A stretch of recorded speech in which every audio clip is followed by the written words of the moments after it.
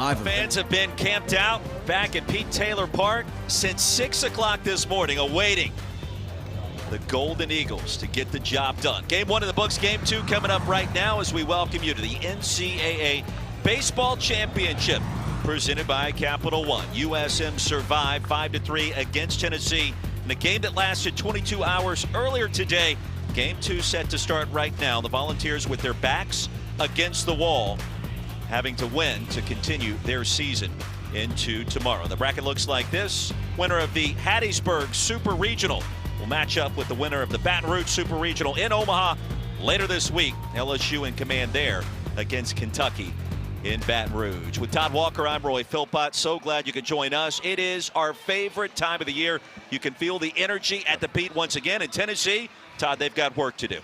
Yeah, their backs against the wall, like you said. It's do or die for Tennessee. They made a few changes to the lineup. They've got to get it going. Nobody thought this would be easy, and it certainly won't for Tennessee. They're facing one of the best pitchers in the country in Tanner Hall. For Southern Miss, it can't set up any better. They got their ace on the mound. They're the home team, and they're up a game in this series. Well, we'll start first on the mound for Tennessee. Chase Dollander, he's going to be a first-round draft pick. He's going to go very high this summer in the draft, and he's a player that had high expectations this year. He's pitched well at times. He can get a lot of swing and misses. Look at that K per 9, 12.8.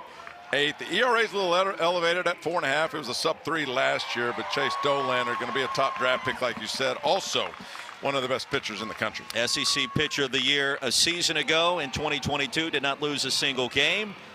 And he'll be matched up with the Sun Belt Conference Pitcher of the Year this season in Tanner Hall. And that ball's going to zigzag all over the plate for the junior from Zachary, Louisiana. One word for Tanner Hall: elite. He's got elite stuff, elite pitchability. The command is at another level. He's going to back pitch these guys with a plus-plus changeup and hitters counts. Second in the country in wins. Tanner Hall, like you mentioned, from Zachary High School in Zachary, Louisiana. He is Southern Miss ace.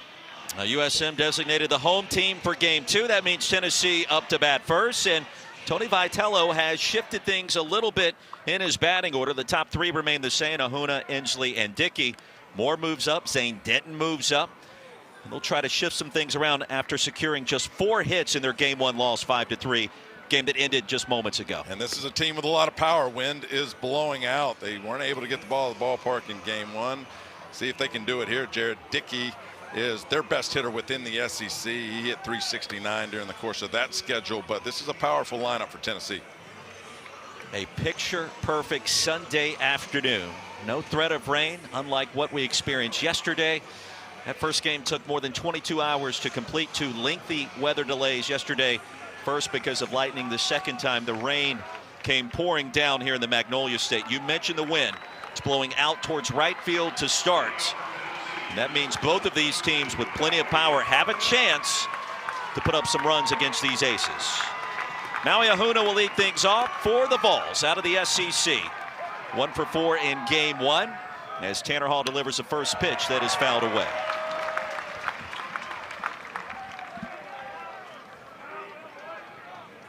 Ahuna, the transfer from Kansas, first team all Big 12 last year.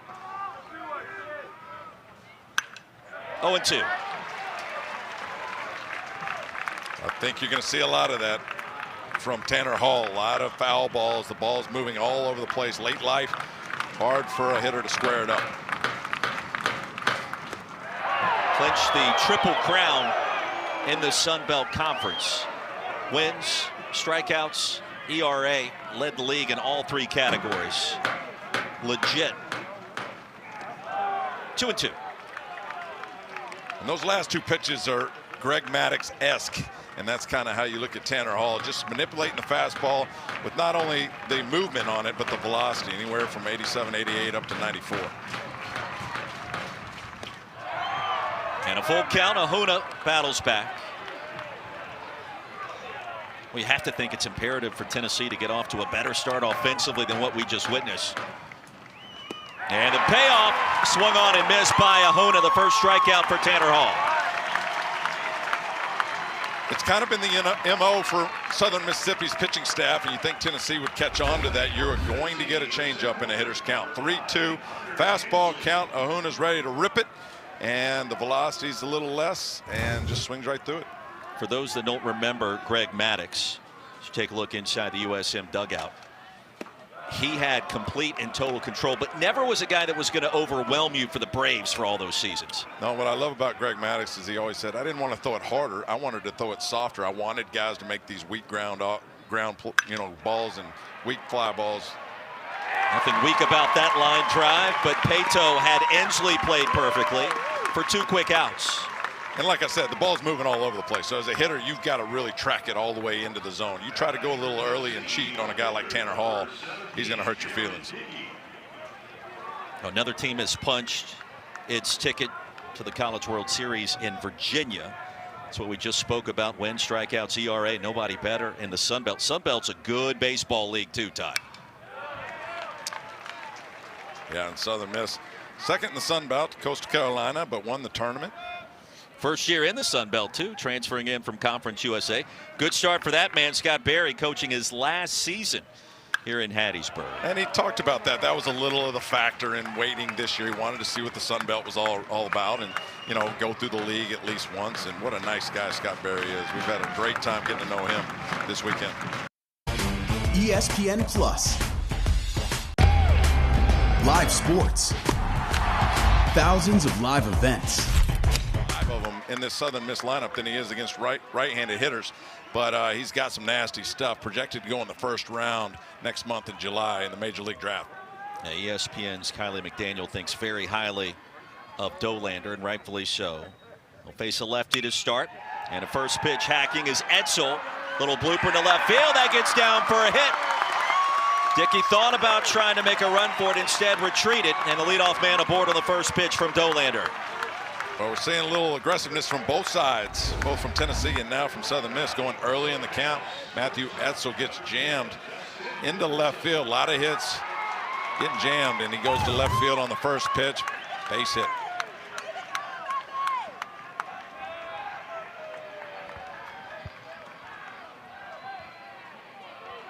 Well, you apologize for the technical difficulties. Welcome back to the Pete here in Hattiesburg.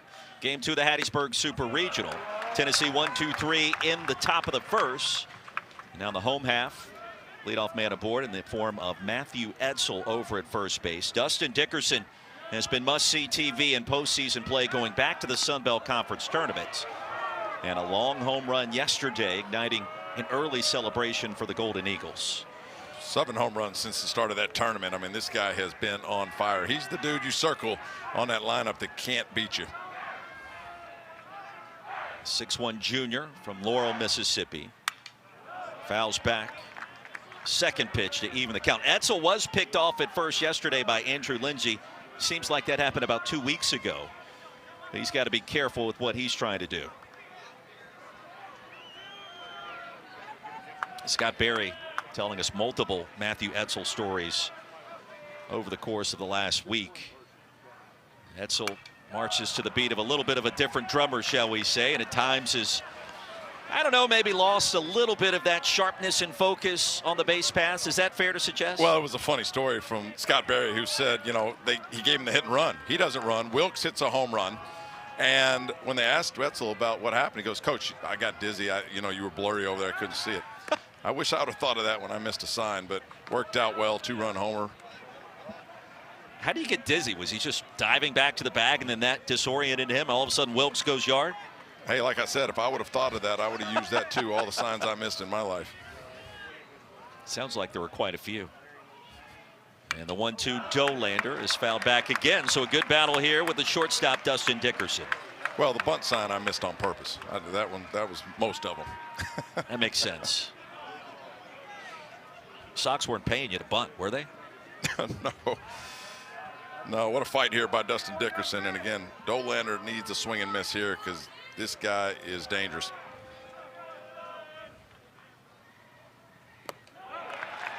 In the turf and grabbed by Stark. He was thinking about a throw to first. Do want to ask you too, the differences in Dollander this year compared to last. I mean, it is so hard to string together back-to-back incredible seasons on the mound in the SEC. Strikeout numbers certainly look good. ERA a little bit higher. Undefeated last year, 6-6 now. Tom. Yeah, I think it's a personality thing, both individually and what Tony Vitello told us as a team. You know, they felt like they could just walk in the ballpark based on what happened last year and people would lay down. Or for Chase Dollander, he just throw it up there and people would swing and miss, and it's just not the case. People that fought back, they got hit in the mouth early, but now Tennessee's recovered and are playing really well lately. And the 2-2 hit well to deep right field. Scott going back at the track, and there he is. Bangs into the wall for good measure. Record a very loud first out.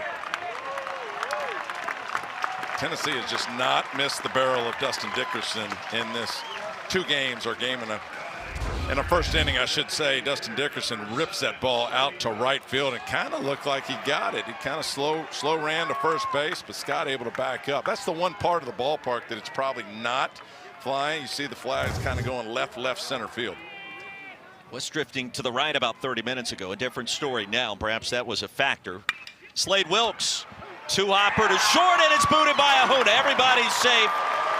Well, it could have been a tough turn to get 2. Instead, runners at first and second with just 1 away. And I think that played into that right there. I mean, when that ball's hit and it's hit hard enough, your first thought is I'm turning the double play. Secondly, that was a tough hop. I mean, he was going to have to come in. Watch this ball on the turf, and he short hops it. He got it, but he couldn't do it.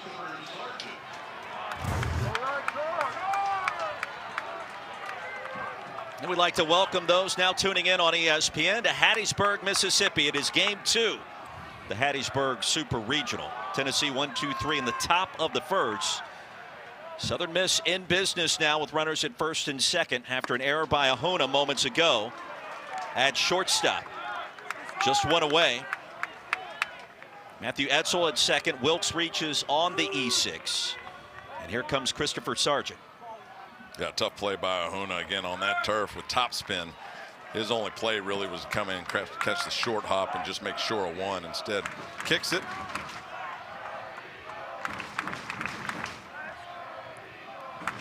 Sargent yet to record a hit this weekend. Quickly behind 0-2. And that was the story for Tennessee, especially early in the season. They were last in the SEC defensively. They were kicking a lot of balls around. They've been very good lately. That's their first error in the last 7 games. And you're going to blame that on me for what I said yesterday, but I'll take it. You got through an entire game after mentioning that. Yeah. No mention today. You're in the clear. Mentioned it after the fact. Dollander records his first strikeout. It is a big one for out number 2. Yeah, we saw an example from Chase Dollander, that high velocity fastball on the outside corner, that lay flight. Here it is again. Sargent trying to get the barrel out in front on an outside pitch, swings right through it. One of the best in the business. Chase Dollander, future first-round draft pick. Kylie McDaniel loves the stuff. Major League scouts love the stuff. And they peel down to first. Tate Parker did not go around. He's had himself a pretty good start this weekend. Tripled and drove in 2 yesterday in the start of game 1. He's been platooning over in left field for head coach Scott Berry this season. This is the pitch that makes these pitchers different. Chase Dollander, again, great 3-pitch mix, but now you're 2-0 with nowhere to put him. Can he blow that fastball by him here? Runner in scoring position early for the Golden Eagles. Parker fights it off. 96, outer third on the low, and that's what I'm talking about. You don't split the plate, give up the 3-run homer. Nice pitch on 2-0. Now as a hitter, you still have a little bit of a doubt what might come. You've seen the slider and you've seen the fastball.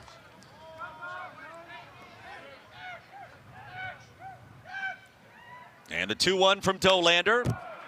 That'll even the count. That was coming right for our broadcast spot. I saw you about to leap into the stands to grab that. Very nice. I'm still waiting for the first time for that to happen. It's never happened for me. Saw it happen to a good friend of ours in the broadcasting realm for the Yankees this weekend. Full count. Another high-intensity pitch for Chase Dollander in the first inning. Got away with the 2-0. Now you got 3-2. Got to go across. Runners will be in motion. What kind of pitch can Chase Dollander come up with here? Big moment early. Sellout crowd on hand in Hattiesburg. Both runners take off, and the payoff swung on and miss. Back-to-back strikeouts by Chase Dollander, and a statement for Big Orange. Well, we talked about the late life from Doe, and look at that. Strikes out Sargent, strikes out Parker to get out of this inning. Tennessee survives the first. They're coming up in the top of the second.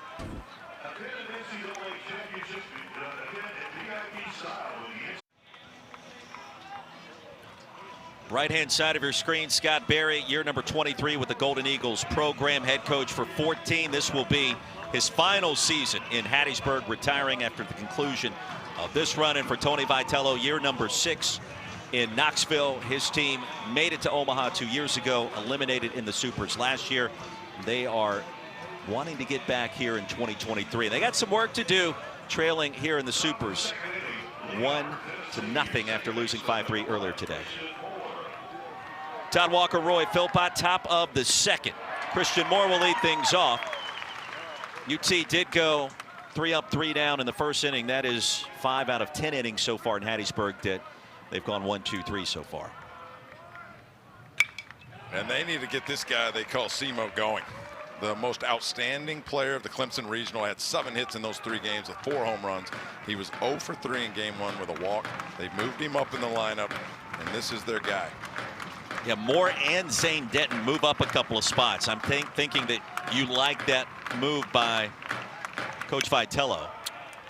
Every spot in the lineup's different. People think you can move from the 3 to the 8 hole or 9 to the 1, and it's the same. It's not. Every spot's different depending on who's protecting you, who you're hitting behind. And for Christian Moore moving up now into the 4th spot, yeah, I mean, good or bad, it does make a difference. Tanner Hall, preseason All-American pick by D1 Baseball. Consensus first-team All-American last year. See Denton in the on-deck circle. And hit sharply to Dickerson over at short. Accurate toss again.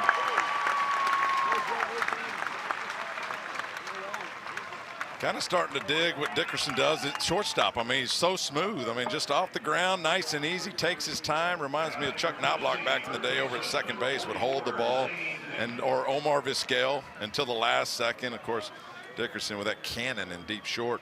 First out. I think he would take that comparison. Just smooth, man. Switch hitting Zane Denton. Batting left-handed versus the righty Hall. 0-1. The senior from Brentwood, Tennessee, the Alabama transfer, the hero last week into the comeback against Clemson. We talked about it earlier today. That really was one of the signature games of the sport in postseason play in the last couple of years. Tennessee coming back in 14. Yeah, incredible game. And now they've got the shift on Denton. And that was not fielded cleanly by Sargent at first. Tried to backhand it, booted that one. And Denton aboard on what was going to be an awkward-looking play to begin with. And this is why I don't love the shift, even though the sprays chart said you can do it. As a first baseman for Sargent, he feels like he has to get this ball. Look where the second baseman, Monastery's playing, like deep in right field. So the first baseman makes a charge through it. It short hops him. On a normal situation, he lets the ball go. Second baseman picks it up, and you get the out. Well, the error charge to Sargent. Denton at first. Opportunity now for the Vols, their first base runner. Here's Griffin Merritt.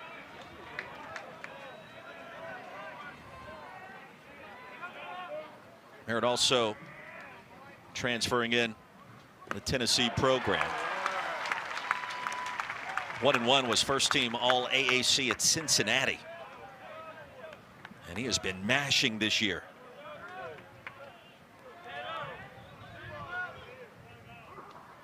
'18 home runs. This one drilled into left field for a base hit. First of the afternoon for the Vols, and now runners at first and second. Another guy they've got to get going, Griffin Merritt. That was a bullet to the left side. Tennessee just really hasn't lifted a whole lot of balls. The ball they've hit hard, and that was up in the zone, have been either a line drive and on the ground, which is fine, but their identity is hitting home runs. 122 home runs for Tennessee, and now they've got a good situation here in the top of the second with only 1 out. Here's Blake Burke. Burke celebrating his 20th birthday today, and a first pitch strike on the outside corner. And we were taking notice of this guy in batting practice, and he can some kind of hit those balls into those trees in right field. 15 home runs on the season. Quickly 0-2.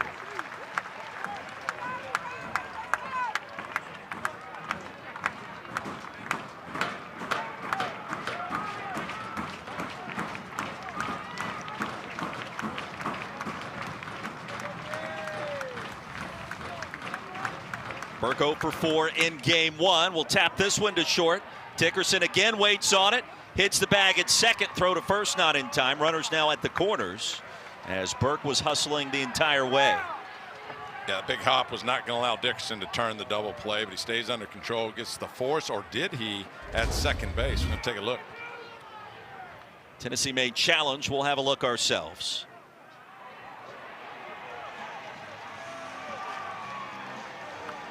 Looks like he might have got him by, I would say half a step, but he was sliding, so half a slide. Better angle there. Yeah. Looks like his left foot for Dickerson is right before that right leg. Well, that's a great shot by our crew. Of Griffin Merritt into second base. That's going to be the second out, first and third. We'll touch base with the NCAA Command Center after they have a look at it. The original call out at second. Nothing we've seen suggests that that should be overturned. So runners at first and third. What should be Christian Scott coming up next. One more look. Yeah, he's out. Great play by Dickerson, too. If you can take it yourself, take it yourself. No reason to flip it or move any motion. And Dustin Dickerson immediately knew, I'm going by myself. And all in one motion, left foot on the bag, the throw over to first. But again, the hop wasn't going to allow that double play to happen.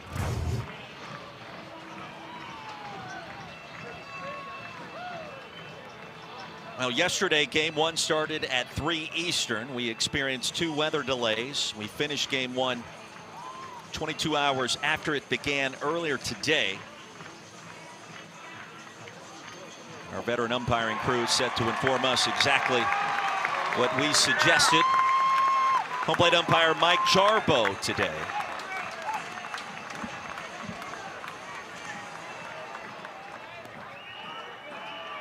And for Tennessee, that'll bring up Christian Scott, the right fielder. Koski at first, Barron at second, Rakos over at third. Tanner Hall's been good equally against right-handed hitters and left-handed hitters. Lefty's hitting 208 against him, right age 199. And just because of the movement he gets on that ball, and Christian Scott's got to be real careful, not only for the changeup, for that fastball that looks good coming down the middle and then moves out to the outside part of the plate. Stay on top, up the middle the other way. Lynch at third, comes in, and that one hit him, I believe, on the back of the leg. Bases will be loaded. Scott the slow stroll over to first. You believe? That was like an explosion. Hit him right on the back of the leg. Ball kicks off, and that's uncharacteristic for a Tanner Hall who's got impeccable command, and that ball just gets away from him a little bit. Bases loaded for the balls. 9-spot Stark. Cal Stark has some pop. Got Denton over at third, Burke at second, Christian Scott now at first base. 0-1. Stark 0 for 2 in game one, hitting 192 on the year. Junior from Knoxville. All working quickly. 0-2. This is when Tanner Hall's good. He can go to work now. Elevated fastball above the belt. Change up, pull the string.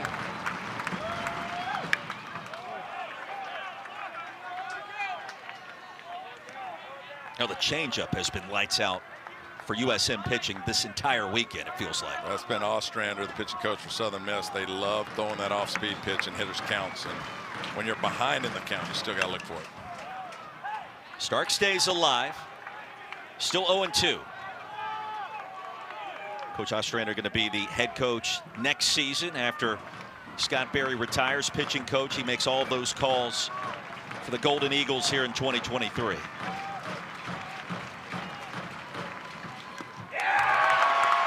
Dropped at the last moment by Montenegro. And they do such a great job, especially Ostrander, getting in the mind of the hitter. So right when you think a changeup's coming is when you get that fastball 0-2 and Stark barely gets a hold of it. And then right about the time you start gearing up for that fastball is when they'll drop that changeup on you. Second strikeout for Tanner Hall. And the Vols leave him loaded here in the second.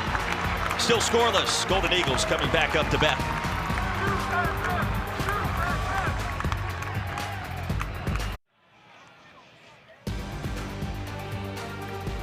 The NCAA Baseball Super Regionals are presented by Capital One.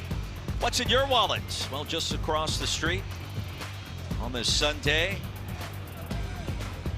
from church. And would you know it, we found out earlier in the week that Scott Berry had a priest come by and actually bless this facility with holy water. And not only did he go through the stands, not only did he go out to the warning track and the wall, but he also came and threw holy water on the coaches' offices here. He did it just last week before this Super Regional hosting Tennessee, and he also did it before the start of the season at the priest's request, Todd Walker. You don't hear that every day. Father Martin, that's who you're talking about. And what you also don't hear every day is an ex-Army Ranger. Wouldn't want to mess with that priest. No, I wouldn't either. Lynch behind 0-1 to chase Dollander. Game that's already seen 5 left on base between the two sides. Scott retreats, and like a laser beam, it's gone.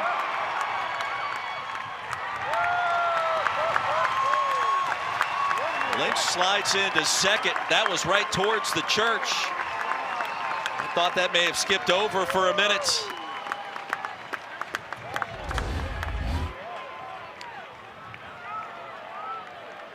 Danny Lynch puts a charge into this one. This was smoked out to right field. Kind of thought Scott was going to play it off the wall and throw him out at second base. It could not have been any higher on the wall and not get out of here. Instead, leadoff double for the Golden Eagles. I mean, that was right on the corner of the wall, and it could have ricocheted out of the ballpark. Instead, it stays in. And the double will be the 15th of the season for Danny Lynch. Well, the wind's blowing out in that direction, too. That ball probably not more than 15 feet off the turf. And you see Chase Dollander now attacking inside. He doesn't want to hit to the right side and move the runner over to third with less than 2 outs. So the majority of these pitches will be inner third to Nick Monasterio. Monasterio had a home run yesterday. Fastball high from Dollander. Well, we've seen some mammoth shots this weekend.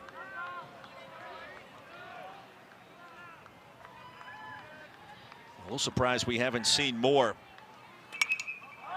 Popped up left side of the infield.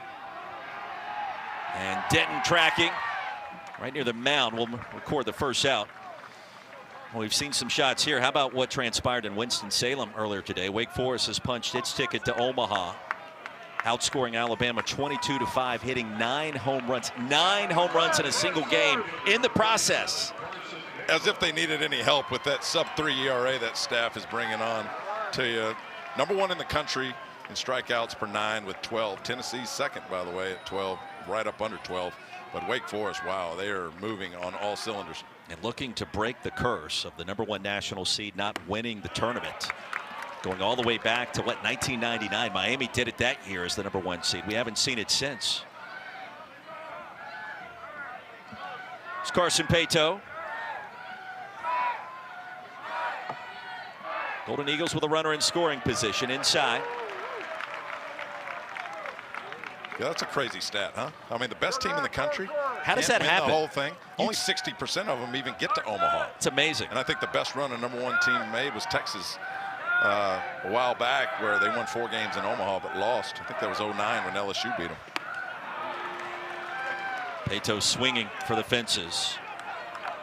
1 for 4 this weekend in this Hattiesburg Super Regional.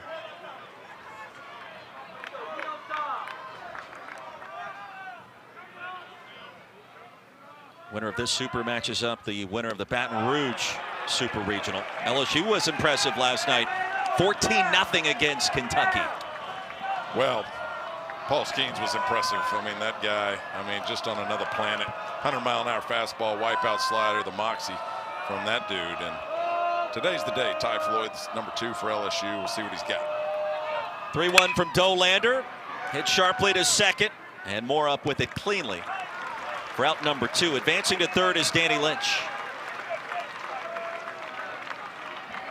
NCAA Super Regional coverage for all 8 sites continues tomorrow on ESPN Plus and the ESPN app. For more information, visit ncaa.com, the home for all 90 NCAA championships.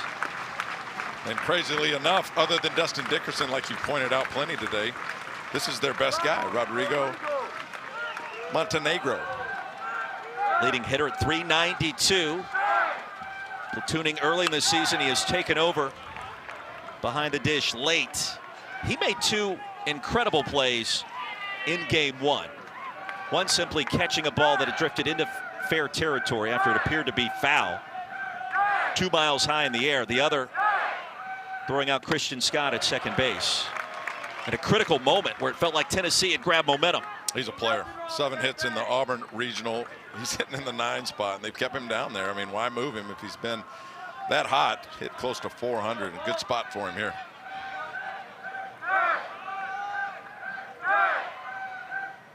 Older brother Gabe played 6 seasons here in Hattiesburg. Towards the gap, and Ensley underneath. Leadoff double, stranded at third. We are scoreless, 2 innings in the books in Hattiesburg.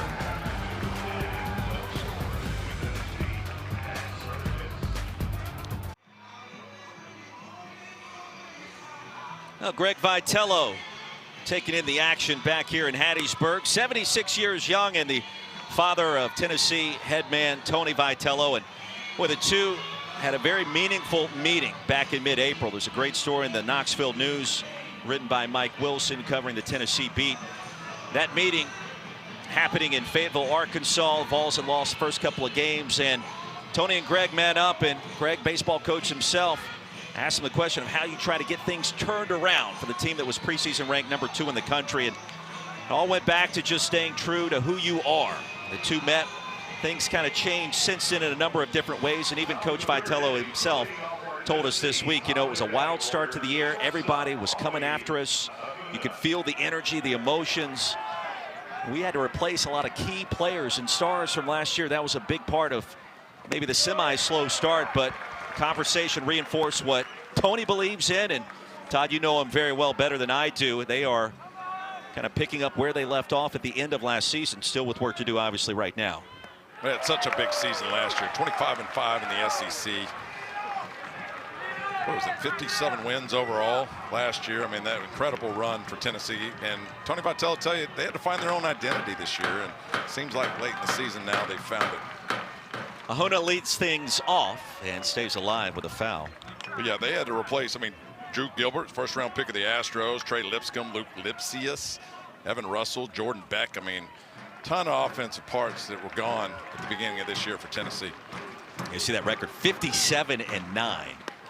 Eliminated by Notre Dame in the Supers in Knoxville.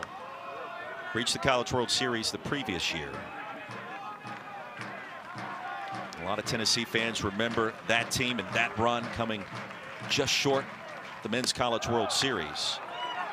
2-2 to Ahona. I just remember every pitch in that Super. Really felt like that entire postseason run was so action-packed and filled with drama and emotion.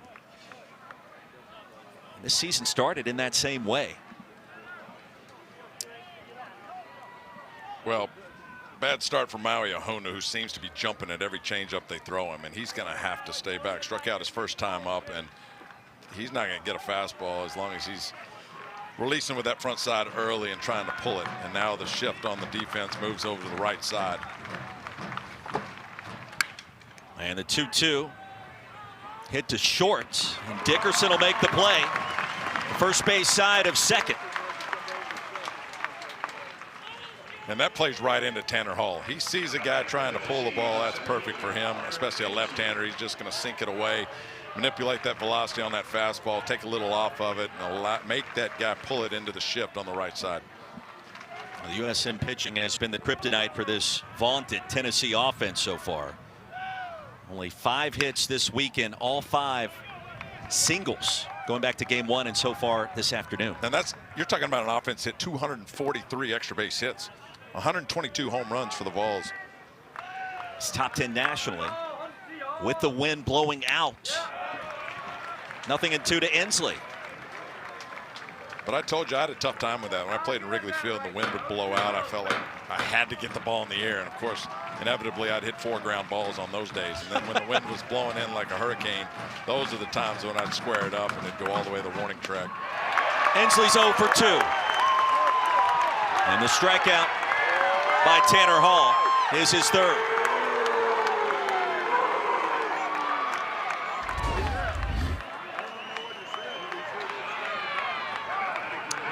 I mean, the movement, and that's what you're going to see. That's all Tanner Hall.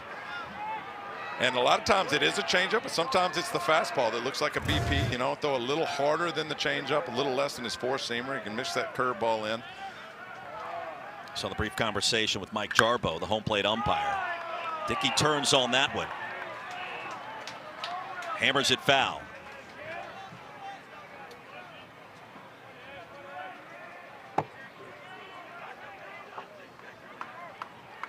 The big conversation coming into this weekend, especially when the Super Regional field was announced. Big question, all 8 sites, who would host between Tennessee and USM? Both number 2 seeds advancing on the road as Scott Berry looks on. Tennessee out of the Clemson Regional, USM out of the Auburn Regional. 1 and 2. And some eyebrows were raised, Todd, I thought, when Hattiesburg got the call. No question that has been a factor so far this weekend. Throw down to first, strikeout number 4 for Tanner Hall. And a 1-2-3 top of the third for the Vols. Still scoreless at Pete Taylor Park.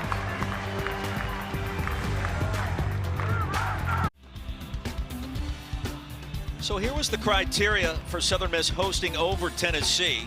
Equally seeded teams, of course. Both teams met the minimum guidelines in terms of the proposals for the bid. At the bottom, those are the 3 key points. USM, larger stadium capacity. Attendance was slightly greater than Tennessee this year. And also the Golden Eagles, Todd, one of 3 teams considered for that last top 16 seed. So in several key metrics, it was close. And I mean, it was very close. But USM did hold that slight advantage. And look, it's been a factor this weekend, make no mistake. And you know what? Teams play better at home. Tennessee's 34-5 in Knoxville. Southern Miss is now 27-5 here at the Pete, so makes a difference. Top of the order will lead things off for the Golden Eagles. Edsel, Dickerson, and Wilkes. Edsel. Pass Inslee in center field.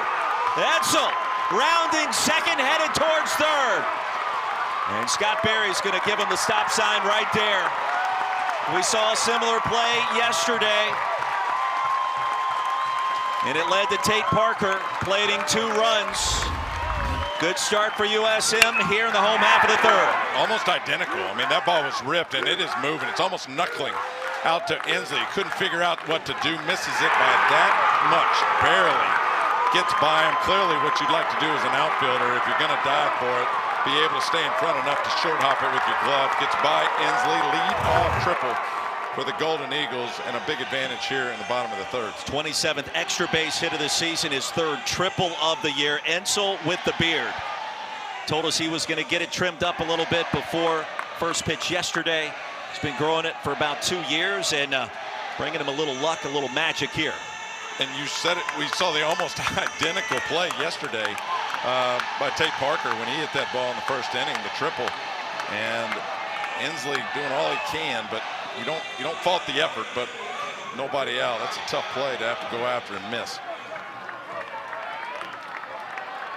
Leadoff man aboard again. Second time it's happened for Matthew Edsel.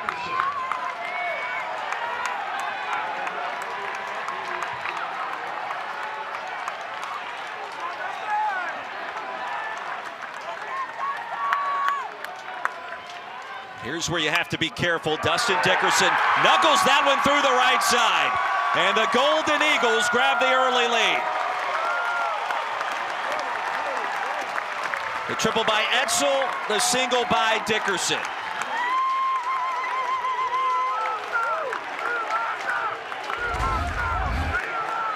Dustin Dickerson just does it all. How about that inside fastball? He could clearly pull to the left side. Instead, he stays back, which also means he's going to be able to be on an off-speed pitch. Gets the fastball, doesn't do a lot with it, just to the right side, gets the run home. 1-0 Golden Eagles. Nothing fancy about any of that with Dickerson and what we've seen with his power so far. Dickerson will take off through the 6-hole and a base hit. Dickerson heads to third, and now USM with runners at the corners.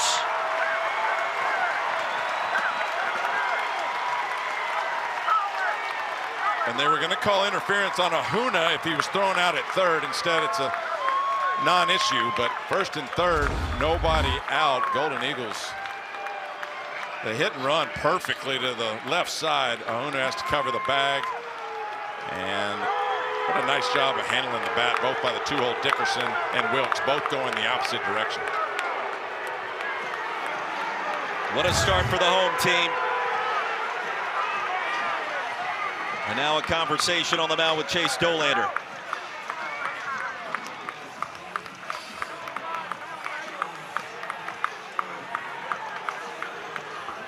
Don't forget ESPN is the home for the NCAA College Baseball Super Regionals for around-the-clock multi-game coverage. Scan that QR code below right now. ESPN Plus subscribers can access expanded coverage with squeeze play all day. Bruins has got you covered. The professor, Matt Schick, Chris Budden, they have been lights out. Flamethrowers out of the bullpen, so to speak, up in Bristol. And for Tony Vitello, Frank Anderson back to the drawing board, trailing again 1-0, still early. Yeah, but they're having to navigate through the heart of this Southern Miss lineup. 4-hole Christopher Sargent with 50 career home runs, coming up with nobody out. Already 5 hits for Southern Miss. I mean, the offense have been really impressive to go along with the pitching. We see that extended conversation with Mike Jarbo going back behind home plate. That goes all the way back to the Inslee at bat. And some things were said on a called strike. It's never a good thing to have the umpire feels like he's working against you. Triple, a knock, and a single. A line drive from Sargent. Off the scoreboard. A 3-run jack for the Golden Eagles.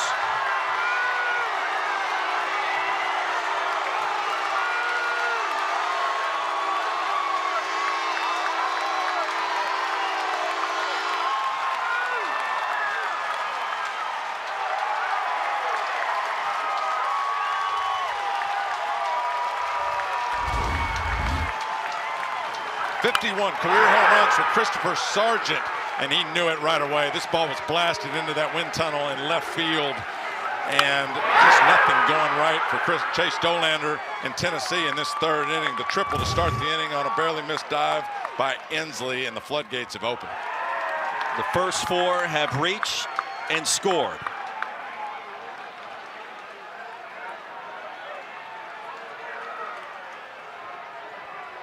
All of this coming off future first-round pick Chase Dollander.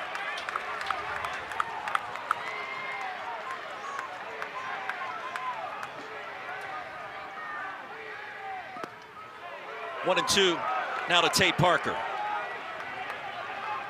It all happened so fast.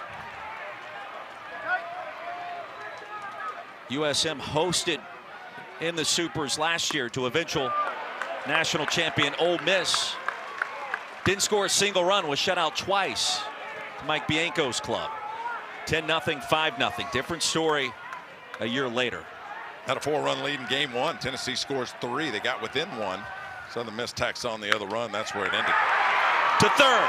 Denton makes an incredible play over to first and dug out beautifully by Burke. That's the first out. Wow, did they need that. What a play by Zane Denton down the left field line. If that gets through, it might be trouble in this inning if it isn't already. But Zane Denton, to his right, rips it, comes up clean, and an accurate throw over to first base for the first out. And Chase Dollander in Tennessee needed that in a big way.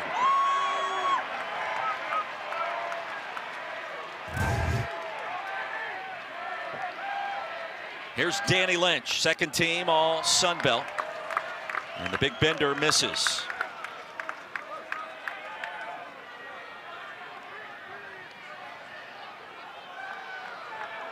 Lynch doubled to lead off the second.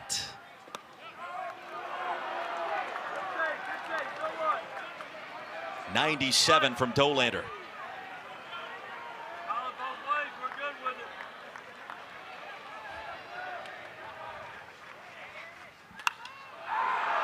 And Lynch to right center. Inslee underneath at the track, and the wind pushed that one another 10 to 15 feet in flight. That ball's carrying out to center field and left center for that matter. And 2 quick outs for the Vols, including that fantastic play by Zane Denton at third base.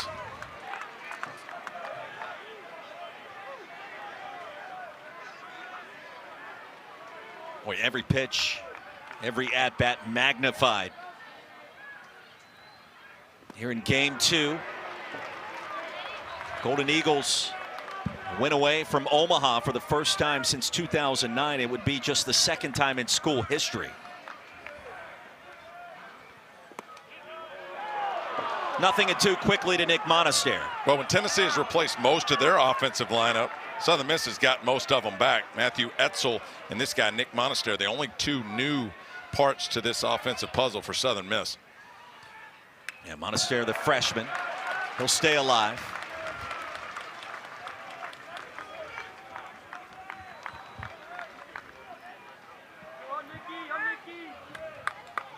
It's 5-3 in game 1, 4-0 already in game 2.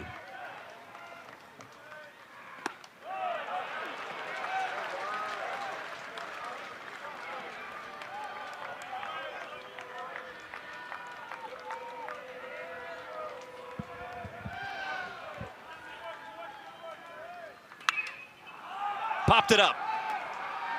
And Ahuna on the scene. Records the final outs. Say hello to Christopher Sargent, career home run, number 51, and perhaps none bigger than this one, Todd Walker. A fastball right down the middle with 2 guys on. Christopher Sargent puts the Golden Eagles up 4-0 with a trip to Omaha on the line.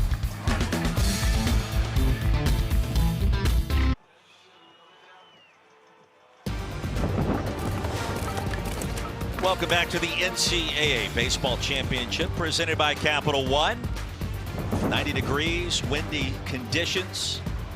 A beautiful afternoon for postseason baseball. Christopher Sargent doing the bulk of the damage thus far. 3-run home run in the bottom of the third as USM has jumped out to a 4-0 lead on Chase Dollander. Todd Walker, Roy Philpott. Good start as well for Tanner Hall, Sun Belt Pitcher of the Year for the Golden Eagles.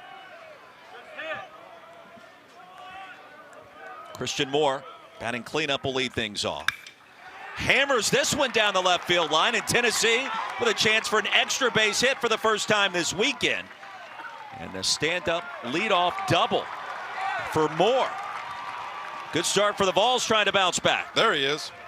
After an 0 for 3 in game 1, ground out to the shortstop in the second inning. Christian Moore gets a ball he can handle, rips it down the left field line. And sometimes that's all you need, just a little bit going, even though they know they're down by 4. They got really the big bulk of their lineup coming up. Zane Denton and Griffin Merritt, most of their home runs from these 2 guys. Todd, it's almost jarring to say what I just said. First extra base hit of the weekend for Tennessee. We'll see if that opens the floodgates a little. Yeah, and that's what can happen in these quick 2 out of 3s on the weekends for the Supers. I mean, it like you said earlier, it happens quickly, and you got to get moving. The double by Moore for Zane Denton, puts a charge in that one. And it'll be brought in by Parker for the first out.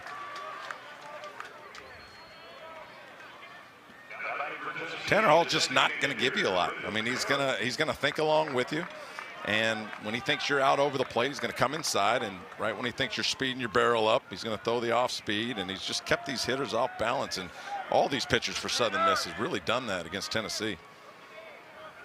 We've talked about the steady dose of the change, beginning with Billy Oldham yesterday.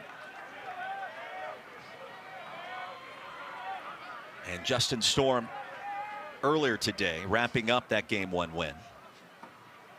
Here's Merritt into the 4-hole into right field, and coming home is Moore. And Tennessee on the scoreboard as Merritt comes through with a knock and the RBI. I love watching these hitters just taking what it's given, not trying to do too much.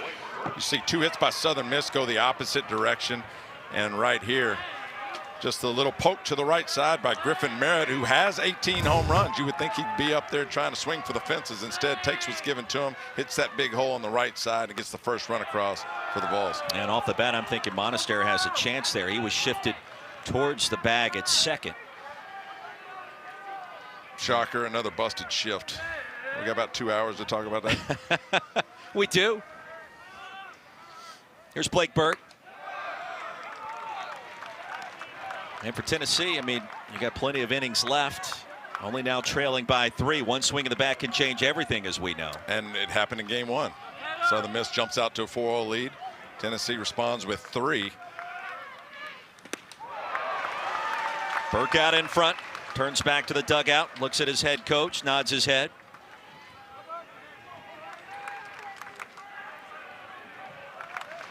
Little overswing so far we've seen from Blake Burke. Now, we talked about it. If you throw a fastball right down the middle, he can hit it a mile. But all this off speed has got it kind of spinning in the dirt. Or the turf, I should say. And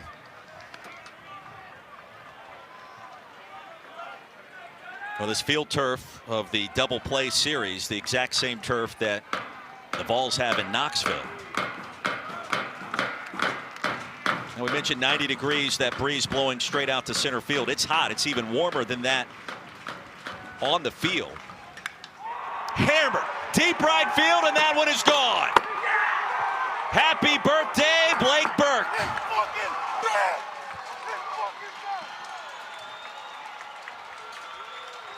And a brand new ball game in Hattiesburg. I've seen 30 years of baseball. I don't think, Roy, I've seen a ball hit that far. We've got to get a distance on that one. That hit the church.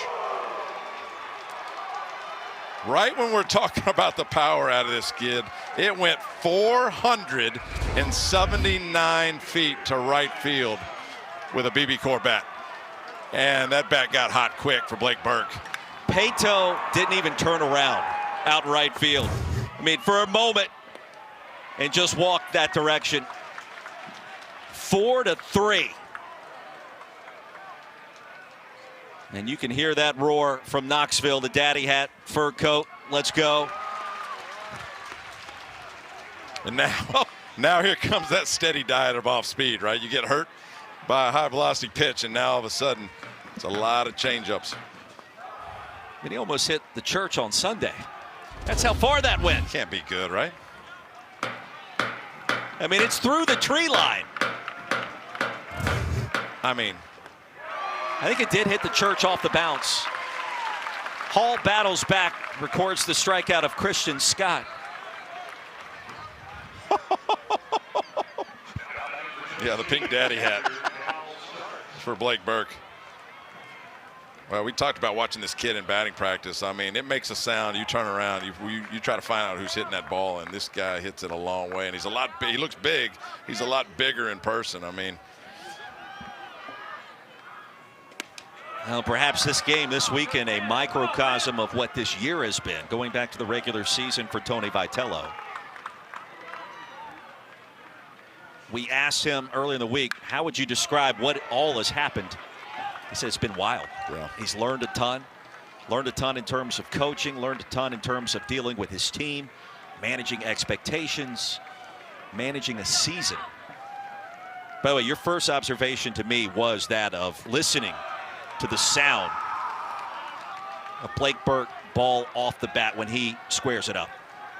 And if Tennessee's able to come back and win game 2 here, we're going to point back to that Zane Denton play down the left field line. It was 4-0 with nobody out. That ball gets down the left field line. It's a double. I think Golden Eagles pinned 7 or 8 on him in that inning. Instead, Zane Denton makes a great play, and here we go. How does he look so calm? Yeah, I mean, he's been through a few wars. He's been through a few, man. And that's what you're supposed to do as a baseball player. It's not necessarily always happens, but you're supposed to stay on that even plane, right? You can't ride that roller coaster of too high or too low. You'll drive yourself crazy. Easier said than done a lot. And I know that Tony V is loving the fact that his offense has climbed back in. We know they're resilient. You talked about the Clemson game last week in the regional. Stark battling Tanner Hall.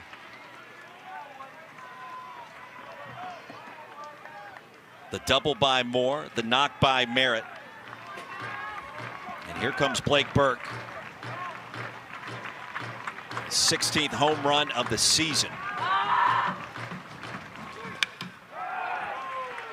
And Stark seeing plenty of pitches in this AB.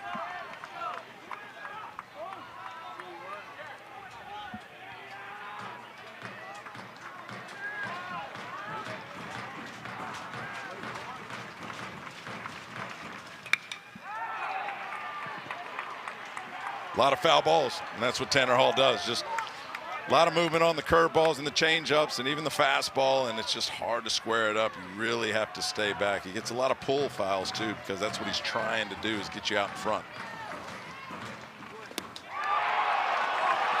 And Stark draws the walk. A great take.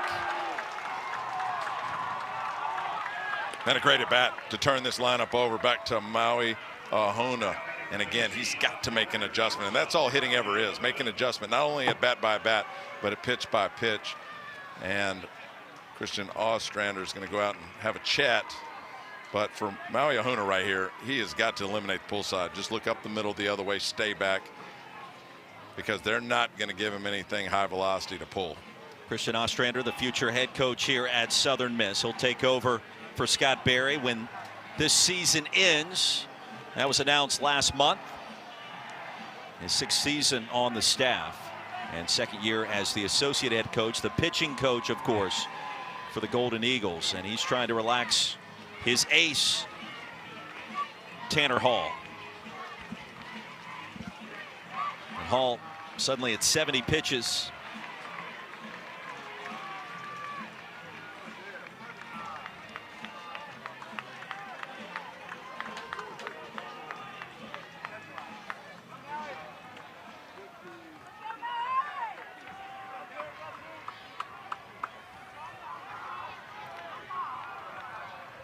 Ahuna's 1 for 6 in Hattiesburg. Make that 2 for 7. And with 2 outs, runners now at 1st and 2nd for the Vols. And there he goes. He caught on. So now let the ball travel a little further up the middle the other way and just pop it out in left field. Maui Ahuna, that's who he is. And that's why he hits for a high average when he's on. Nice piece of hitting. 4th hit of the frame. Here's Hunter Ensley. Tennessee not done yet. Stark at 2nd, Ahuna at 1st. Sun blazing down on a Sunday. On the outer half, it's 0-1.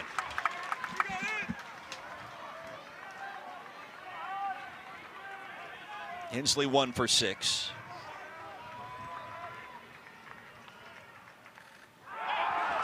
And now he's awarded first base after being hit by that pitch.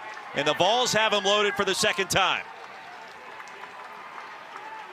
And Tennessee's best hitter within the conference, within the SEC at 379, Jared Dickey.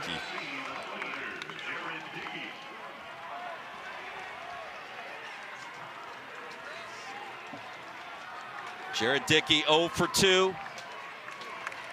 1 hit at Hattiesburg.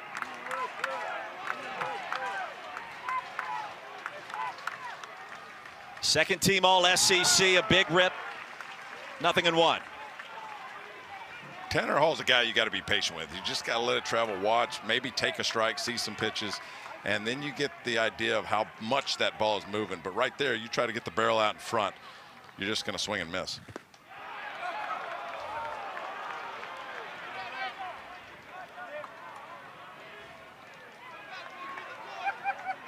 The Vols offense finally starting to show some life.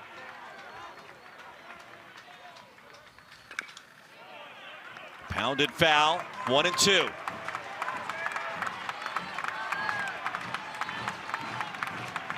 A lot of hitting coaches and hitters like to talk about sitting on the fastball, adjusting off speed. I like to do the opposite right here, especially deep, you know, you're in a hole 1-2. Sit on that off speed that'll allow you to take it if it's a ball and be on it, and then just fight the fastball off.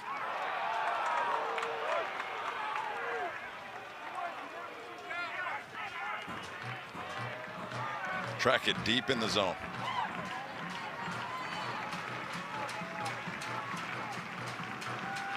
And a 2-2. Do it again.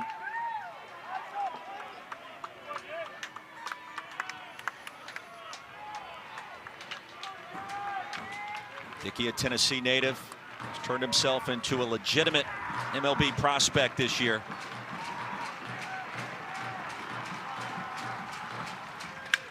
Lines this one into center field. Here comes Cal Stark. Tennessee has the lead, and it gets past Edsel in center field. 2 runs are in. Here comes Ensley. And the Vols are in business on the road in Hattiesburg. Dickey clears the bases.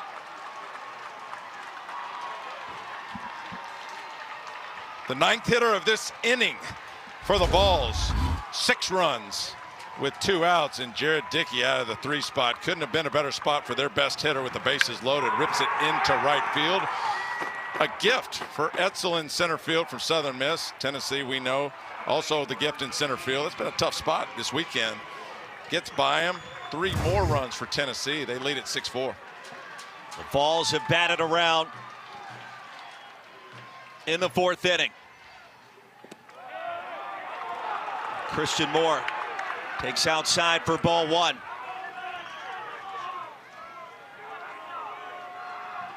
Well, Dickey singles into center field. The E8 will score Hensley. Huna and Stark also driven in off the bat of Dickey. And we've seen a lot of plays like that in center field in both of these games. The first 2 were Ensley, ironically, tried to make a spectacular play yesterday and earlier this afternoon. Couldn't do anything with either one of those balls. Edsel, love to have that last sequence back. When you talk about late ride on a fastball for a pitcher, it's kind of similar to that line drive. The wind affects it, and it's coming at you quicker than you think, and these center fielders just having a tough time. Over to Lynch at third, up with it quickly. And here comes Big Orange. Longest home run of the season for UT. It traveled 479 feet, and that got the party started for the birthday boy. Happy birthday, Blake Burke. That ball was still rising. It got over the fence. Tennessee 6-4.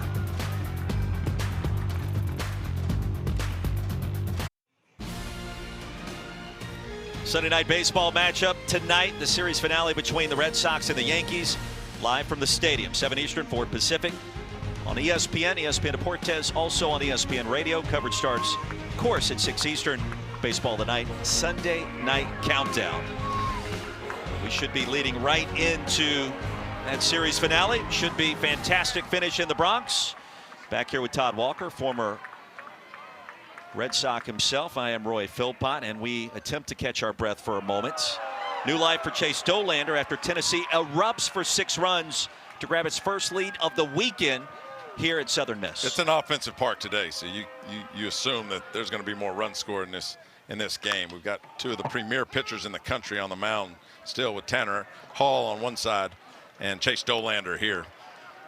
But that ball Blake Burke hit, you know, categorize this as useless information, but in the big leagues, that would have been tied for the 4th longest home run this year at 479 feet. I mean, that ball. It hit the church. Oh, my goodness. Off the bounce. Woke the choir. On a Sunday, no less. Here's Pato. Liner into center field for Ensley, who's there.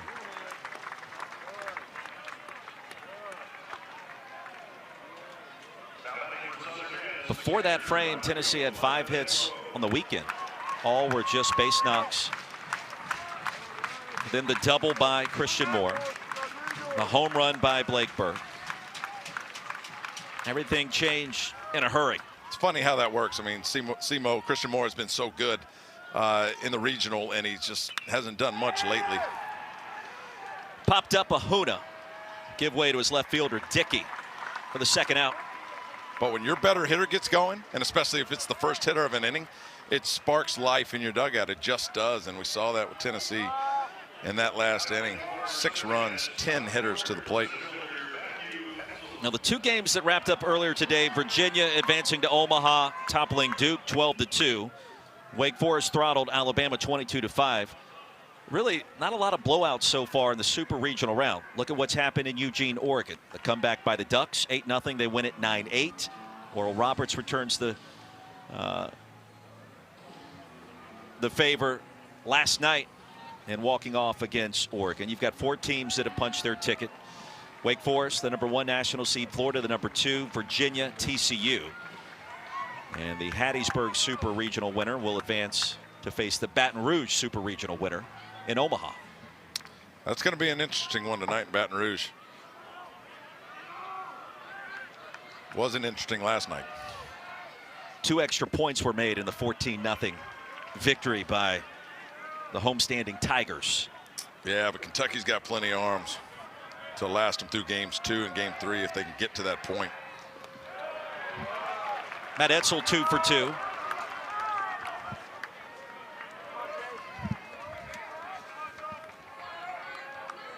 Got 3 hits in the Supers. Tennessee leading USM 6-4.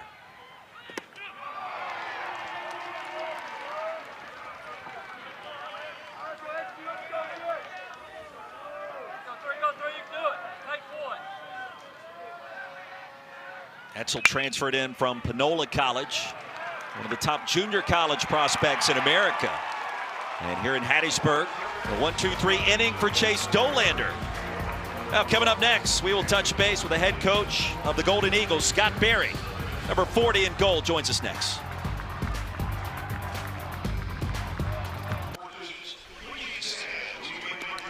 Top of the 5th inning, back in Hattiesburg. Game 2 of the Hattiesburg Super Regional. Tennessee leading USM 6-4.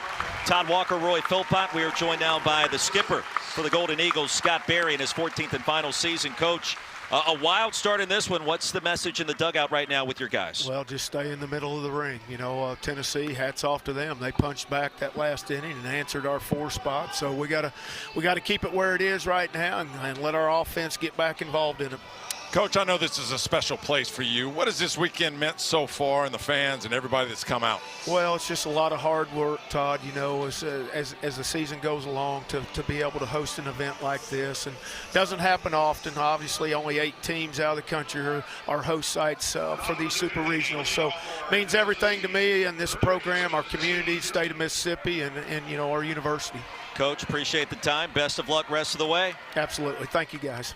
Now, the one thing we do know, this will not be his final game as the head coach of the Golden Eagles, as the next game will either take place tomorrow here or in Omaha later this week. And the leadoff man, Zane Denton, thinks he was hit by that pitch, and that's going to prompt a conversation. Can't say enough nice things about Scott Berry. I mean, when we leave the stadium, you have to walk by his office, and he's looking out the window, and he'll grab us, and we'll talk, you know, and it's just been great getting to know that guy.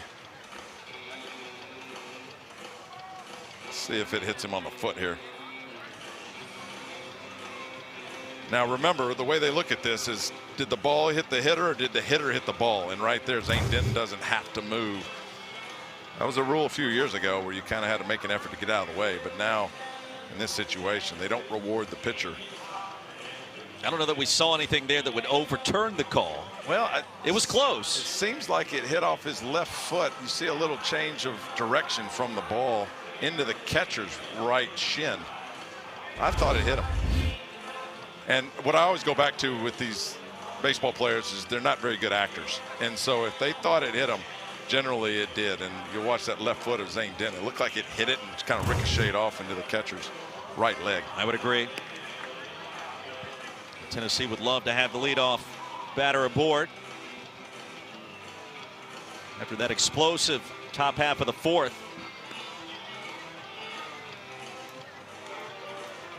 And Tanner Hall, Sunbelt Pitcher of the Year. It's lights out until that fourth inning. Checking in with the NCAA Command Center. See if there's enough there to overturn it. Yeah, I think he got hit. And for Tanner Hall, I mean, the balls he's left up are the ones getting hammered, right? His whole deal is keeping the ball below the waist, into the kneecaps.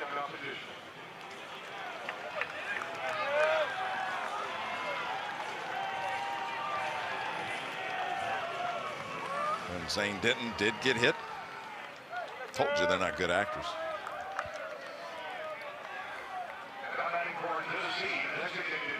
Well, the original call was he was not hit, so the call technically overturned. And Denton awarded first base, rightfully so.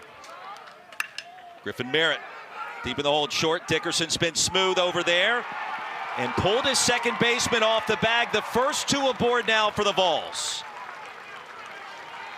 Monaster did all he could to try to keep that foot on second base.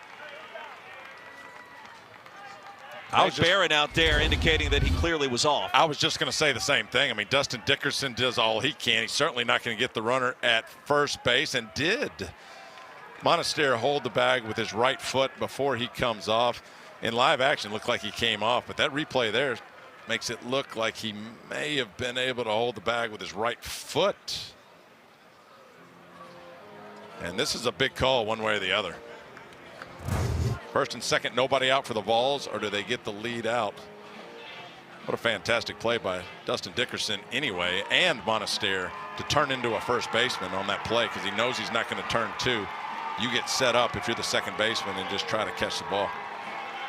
As the Command Center takes a look at that sequence, we remind you the NBA Finals head back to Denver. It's Game 5 tomorrow night, 8 Eastern, 5 Pacific on ABC, ESPN Deportes, ESPN Plus, ESPN Radio. Got Jokic doing his thing, leading the Nuggets to that series lead at 3-1. And the Nuggets in search of that first NBA title. Coverage tips, NBA Countdown, 7:30 on ESPN. It continues at 8 Eastern on ABC. I mean, if that right foot's off for Monaster, what a fantastic play. It is by a millimeter. And you see the second base umpire, Craig Barron, who couldn't necessarily see the separation from the foot and the bag and where he was placed. But if they called safe at second base, remember, in order to overturn it, they've got to have real evidence that he was, in fact, holding the bag and he was out. And I just don't know with those replays if you can tell. So Denton reached first by an inch. He's trying to get to second on another inch. This is kind of the view that Craig Barron has as the umpire. He's on top of it. Only 10 times faster. He's calling it in real time. Nothing to it, right? Yeah, no problem. I just don't know if there's enough to overturn it there, Roy. Fantastic play. And you said it. I mean, it's about all either Dickerson or Monaster could do. Wild season for Tennessee has erupted once again in the postseason. Vols fans will take this start today, having to win to keep this Super Regional alive and push us to Game 3 tomorrow.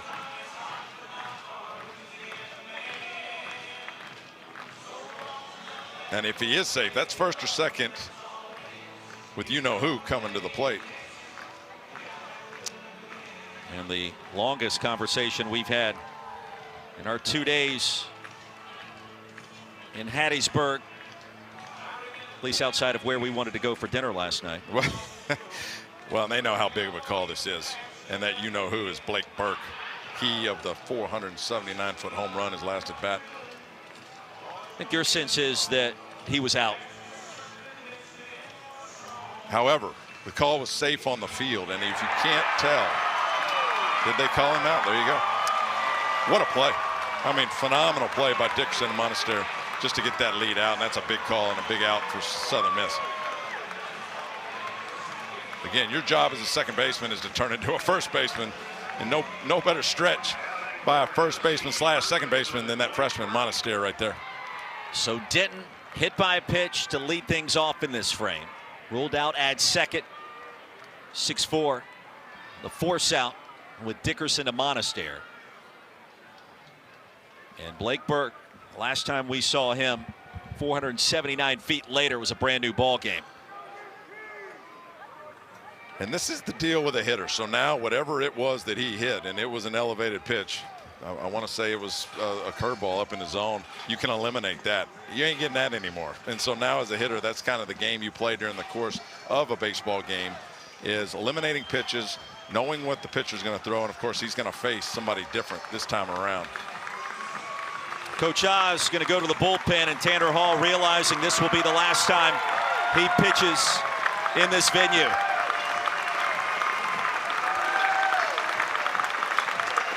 Sunbelt Pitcher of the Year to the dugout.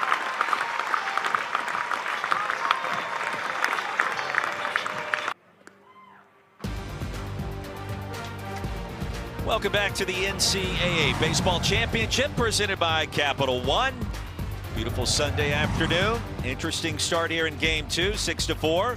Tennessee leading Southern Miss with Todd Walker, Roy Philpott. Cross Sibley, the redshirt freshman left-hander, the new pitcher for the Golden Eagles. Dealt the first half of this year for Southern Miss. Might have been leaned on a little too much. It's been kind of an average second half, but this guy's really good, and especially coming in this situation with the two lefties stacked with Blake Burke and Christian Scott, the left-hander, on deck. Burke has one hit this weekend. A mammoth home run to right field, his last AB. 0-2. And as you can see, it's just like a strange, weird delivery. It's hard to pick up as a hitter. He's just flipping it up there. The curveball has late action, a lot of depth.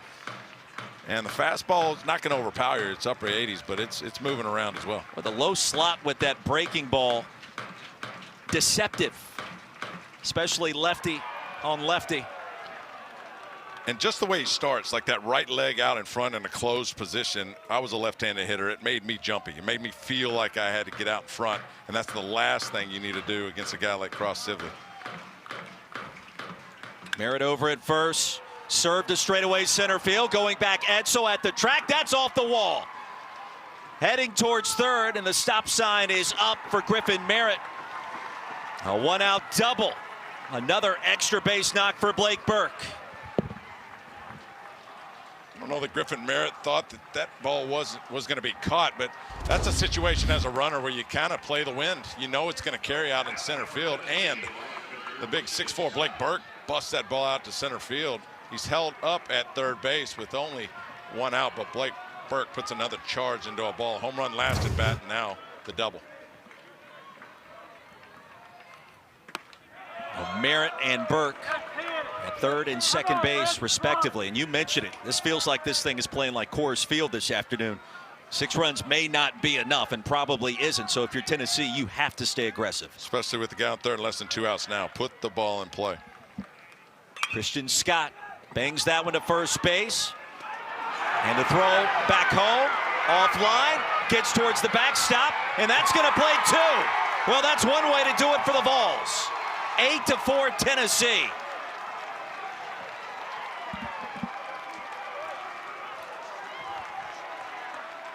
What looked like was going to turn out to be a fantastic play by Sargent at first base. Step on the bag, turn and throw home and get the lead runner. Turns into a little bit of a disaster for Southern Miss. 2 more runs across. Watch this play right here. Perfect. Perfect awareness to come home. Throws offline. I think Montenegro thought he had it and freezes at home plate. That allows the second run to score. 8-4 Vols. Tennessee exploding for 8 runs in the last 2 innings. Bags empty, and Sibley greeted rudely by this Tennessee batting order. His defense let him down. Here's Cal Stark.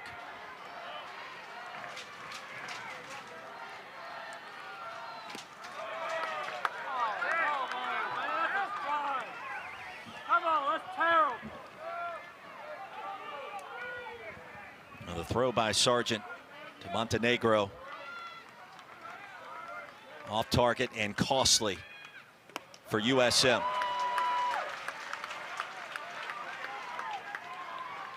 And the E3 plays that additional run. And you can see the swings now for the Vols getting a little less difficult, a little freer. And Cal Stark, even though he swung through that one, and others just look different. 8 unanswered runs for Tennessee. 2 more in the 5th. And the Vols seizing control in a must-win scenario. Dickerson, Wilkes, and Sargent coming up.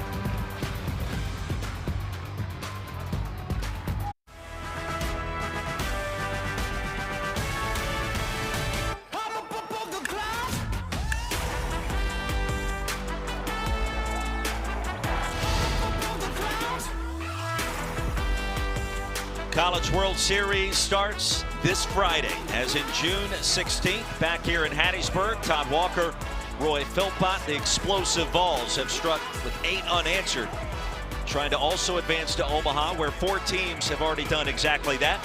Wake Forest, Florida, the top 2 seeds nationally.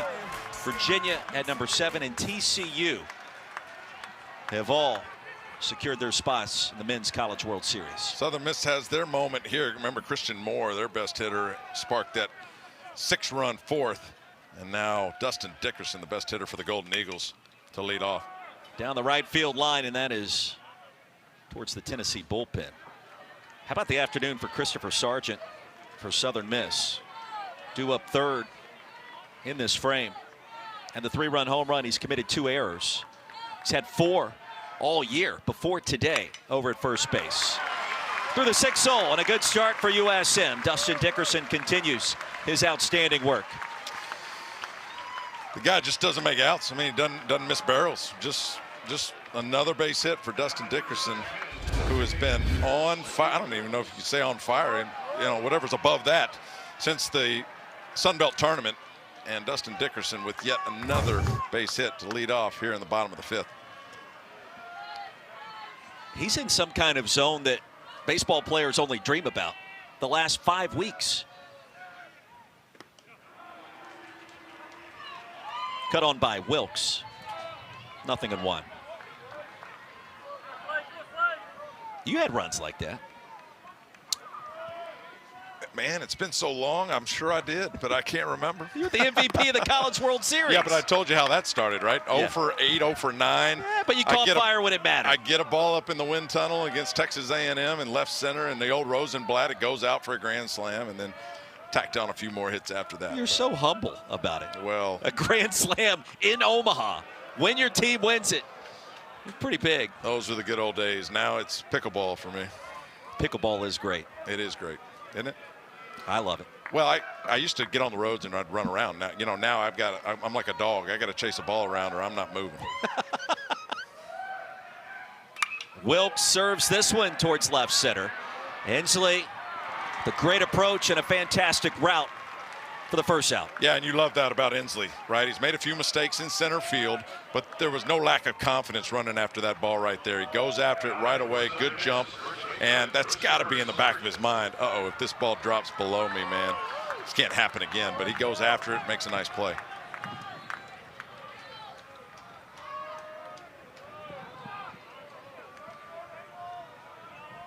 We mentioned Sargent. Upstairs for ball 1. 1 for 2, the 3-run jack in the 3rd. It traveled a long ways. Not as far as what we just witnessed. Blake Burke. We've seen shots off the scoreboard this week, and multiple shots. Ball and a strike. And one of the things you'll read about Chase Dollander in the profile is his poise. And it wasn't looking good for this kid, you know, back in the bottom of the 3rd, gave up the 4 spot. And he has not changed his demeanor at all through that 3rd inning and up till now. Just been poised and under control on the mound. And if you're a draftable kid, that's what scouts look at. Body language, other things other than your numbers. It matters. It adds up. It matters. It absolutely matters.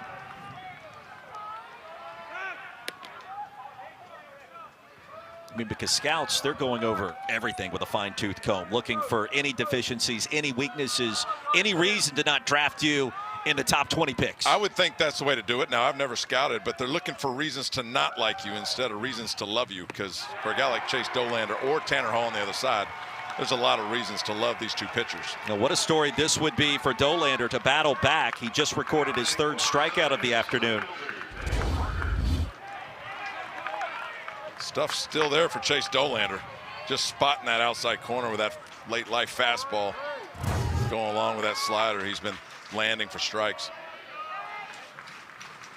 He was on the verge of his shortest outing of the season. That originally came against Mississippi State, just 3 frames. Gave up, it was 4 runs.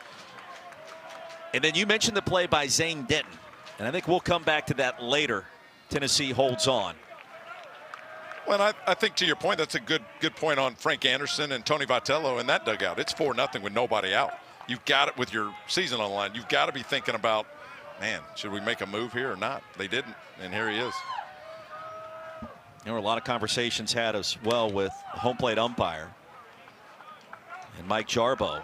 We saw Frank Anderson walk back towards home plate for a lengthy conversation after meeting with Dollander on the bump.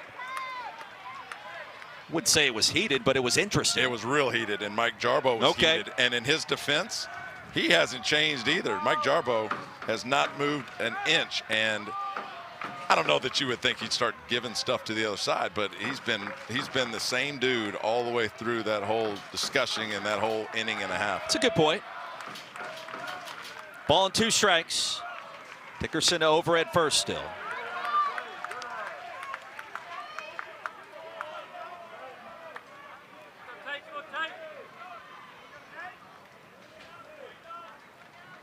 Four spot by USM in the 3rd inning. Tennessee with 6 in the 4th. 2 more in the 5th. Now a full count, and that means a head start for Dustin Dickerson from first.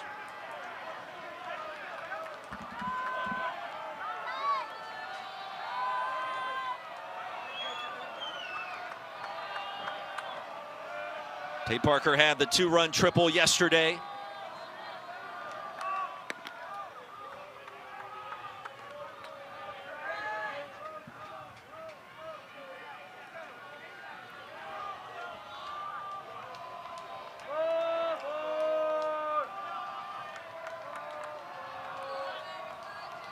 Pearl River Community College transfer. He started his career at Dallas Baptist. Fight off that pitch.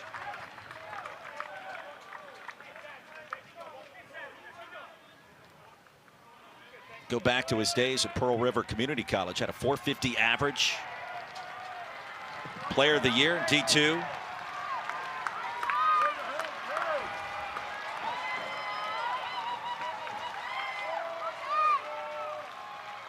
Dickerson racing again, and the payoff pitch swung on, and another strikeout for Chase Dollander, and he's got something to say afterwards. 96, hit it if you can, right by Tate Parker. Dollander's fired up, Tennessee's fired up, and they should be. 4-run lead. We got 5 innings in the books back in the Hattiesburg Super Regional Game 2. Tennessee leading Southern Miss 8-4. Todd Walker, Roy Philpott. We're joined now by the head coach of the Vols, Tony Vitello. And Coach, nobody said it was going to be easy. This game feels like a microcosm of your season to get to this point. What's it like down there? No, it is, and with that, we've kind of had to find our way through the course of the season, and we've certainly had to find our way through this whole deal. Now, I will say this about our club. We got a kind of a fresh, strange start to today, and even though we didn't win that first game, you know, the mindset was right. Guys came out and played. We just didn't get it done against their closer, but we're in the middle of a new one, and it's the same thing. It's probably the same thing going across the country. That's why it's fun, and you guys got to cover all these games. TV, you got your dad in the stands. What does it mean for you to have him here? It means our guys better get after it, or I'm going to hear about it. But no, I you know, admittedly, I looked up. You know, normally I don't look in the stands because I'm going to hear some not so nice stuff. But I looked up right before the start of that continuation game and got to see him up there, and it reminds you to do it like he did it. He was pretty good at it, and he had a lot of principle about him. So I admire him and have always looked up to him. Coach, appreciate the time. Best of luck rest of the way. Thank you, guys. Appreciate you. source of strength, the head coach for the Vols. Greg Vitello in the stands. Mentioned that meeting back in April in Fayetteville, the local Fairfield Inn. Things perhaps started to change shortly thereafter. All about staying true to yourself, your beliefs, your coaching philosophies, and what got you this far. Huna's 1 for 3. At the top of the Vols lineup once again. I mean, you and I were looking at each other there during the third inning and to start the fourth. Trying to figure out, all right, I got to figure out a way to get home first thing in the morning. Looks like this thing could be wrapped up and USM's going back to Omaha. I mean, 1 hour later, if even that, it's a totally different feel. And Tennessee has survived some big-time adversity early and now bounced back in a major way, Todd. Where'd you get the you and I didn't think that. That's you. I know. Hey, I know this Vol offense, man. We saw it with the Clemson game.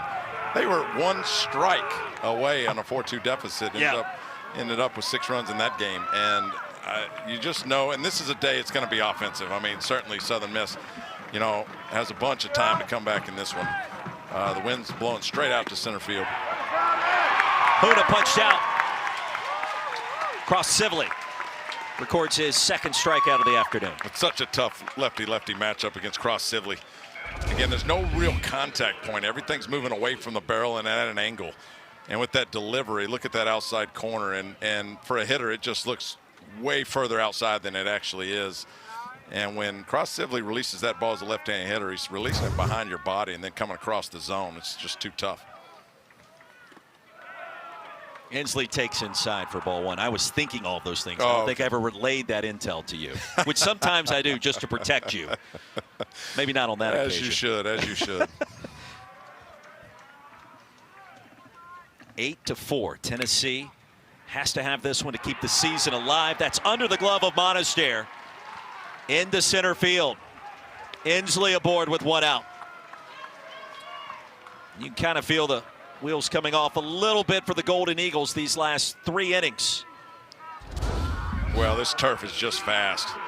Monaster's only made 5 errors coming into this game. And, I mean, it's just quick and fast and through the deal. And a lot of times you've got to do that do-or-die situation. That's a tough play for a second baseman to make. Your body's not in front of it. You've got to get down with it and make sure the hop's right. And it's basically a do-or-die, and he misses it. Initial scoring, a single by Inslee. And Dickey, they'll say, unable to check his swing.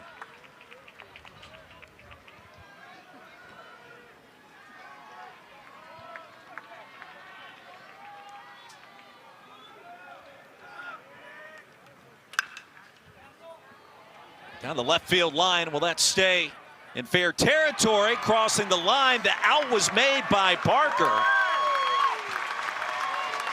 And a heck of a play on the run.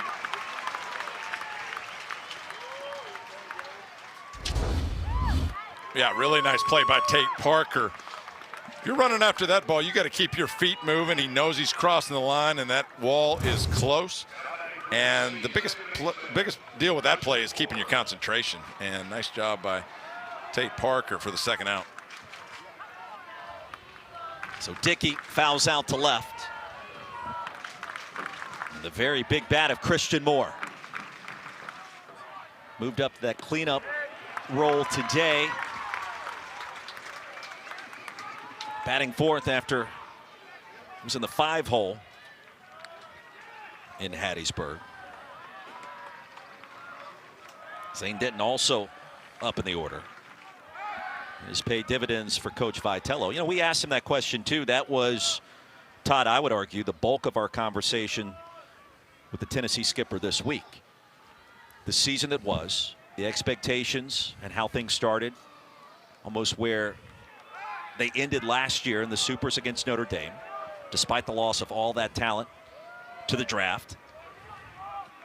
And it was a difficult journey. It has been a difficult journey, one in which you can point to now and say, well, Tennessee's playing its best baseball late, which was the goal all along. And it goes back to the conversation with Greg, his father. Yeah, and you can lose your identity a little bit after what happened last year with Tennessee. 25-5 in the SEC, 57 wins overall, #1 overall seed coming into this national tournament. And I've talked to Tony V a lot during the course of this year, and they went into Missouri in week 1 and got swept. And he said we had to find our own identity. We felt like we'd come into a game like this, and once we got beat up, it was like not supposed to happen. Two-hopper, Dickerson. Across the diamond to first, and it's in time. The arm on display for number 10 in black and gold.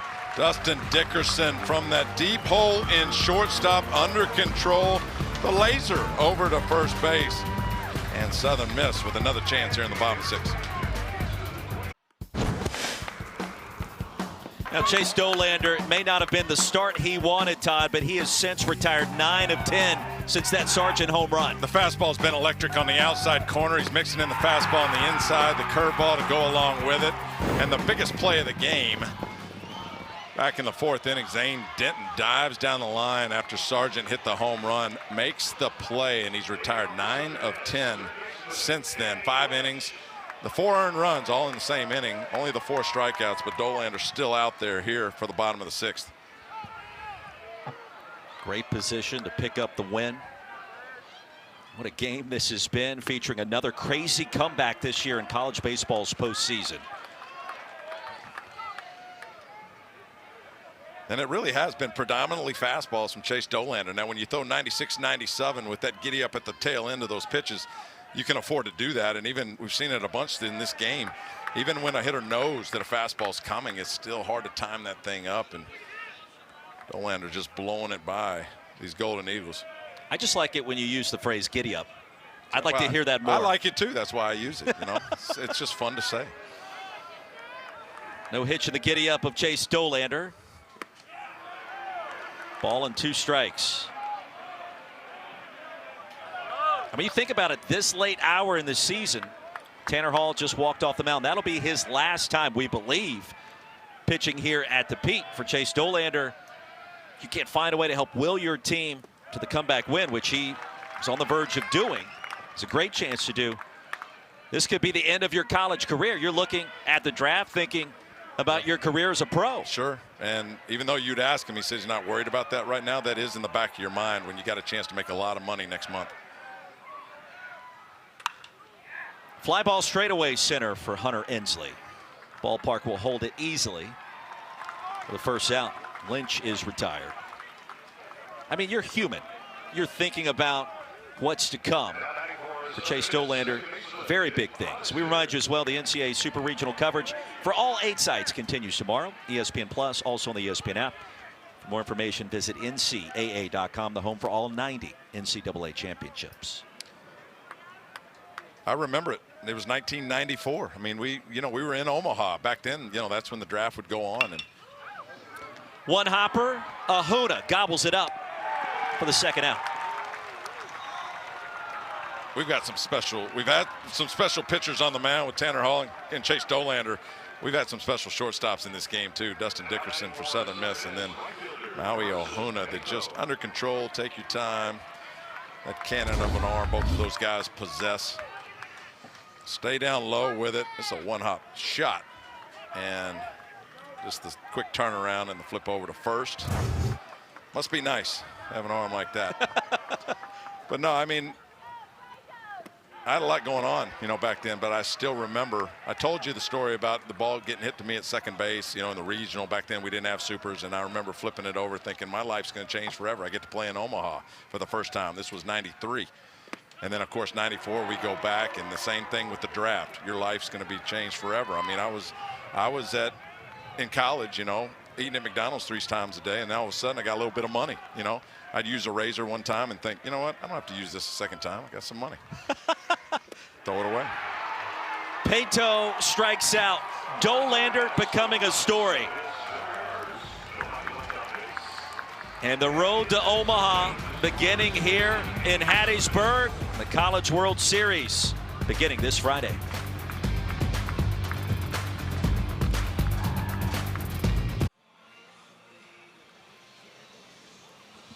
Five, 6, and 7 will lead things off for the Vols. Zane Denton Merritt and Burke, and it was Denton who had the big bat last week. How about at the hot corner this week in this critical play? If Tennessee comes back and win or holds this lead, it'll be because of this play by Zane Denton. Remember, Southern Miss had scored 4 runs with nobody out. Tate Parker hits that ball down the line. Zane Denton snags it, the first out, and since then Chase Dolander's been a different pitcher, and that would be the turning point of this game for Tennessee. Well, Zane Denton became a star at an early age. You go back to the 2013 Little League World Series. He was playing for the Southeast squad out of Nashville. Hit a grand slam that year. Transferred in from Alabama. You know what happened last week in Clemson. He's got 1 more year of eligibility as well, batting 5th today for head coach Tony Vitello.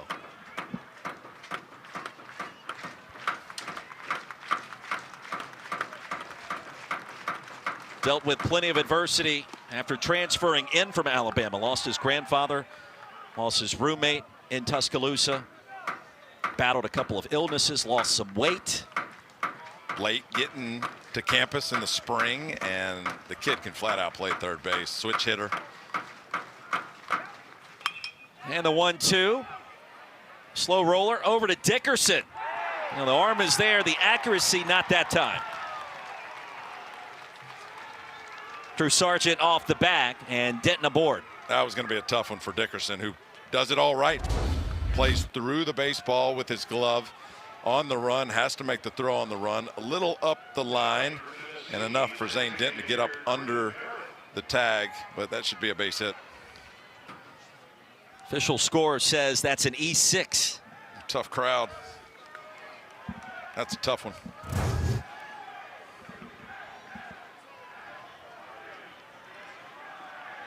Here's Griffin Merritt.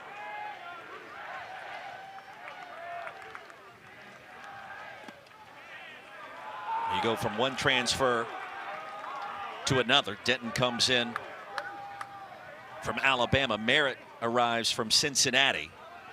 Maui Ahuna at the top of the order from Kansas. Andrew Lindsay, who we saw got the start yesterday after taking a year off, started his career at Charlotte. Ironically pitched against the 49ers Clemson Regional last weekend.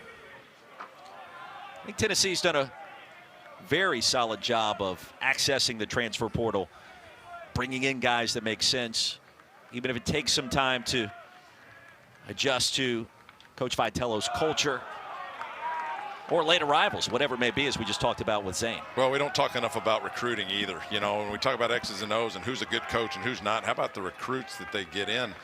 You know, for Frank Anderson, he found Andrew Lindsay out of the Appalachian League and looked at him and thought, this guy can pitch for us not only on the weekends, but as our Friday night guy.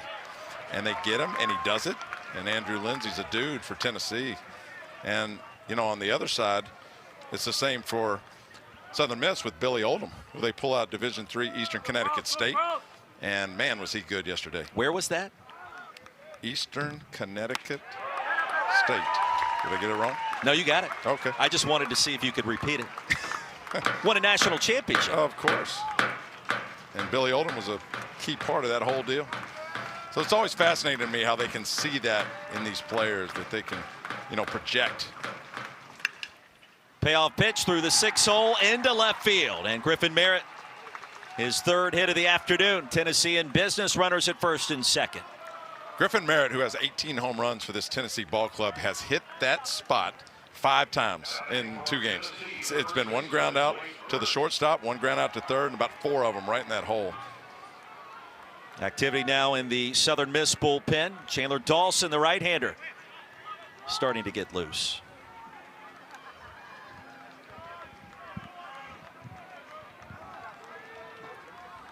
Five to 3 in game 1 in favor of the Golden Eagles. Tennessee has bounced back in a big way so far in game 2 as Burke fouls that one away. The hardest thing as a hitter is to hit the ball as far as he did a few at-bats ago. It feels so good and you want to do it again. But that only works on a certain pitch, right? To adjust. To now go back to, all right, I'm not going to get something middle in that I can crash to the right side. So to stay back and be patient and do a lot of things you got to do differently. Taps it back to the mound. And the only play at first for out number one as Burke is retired. Well, he went 479 his last AB. He went about 25 there. But he gets the job done. Moves the runners over to second and third with only one out. Christian Scott, the left-hander, up, and they'll move the infield in for the Golden Eagles. And still in a situation. ESPN Plus. Live. Get in a rundown, allow that hitter to get all the way over to second base. Nice job by Zane Denton and Southern Mississippi for the second out. So you have Scott at third.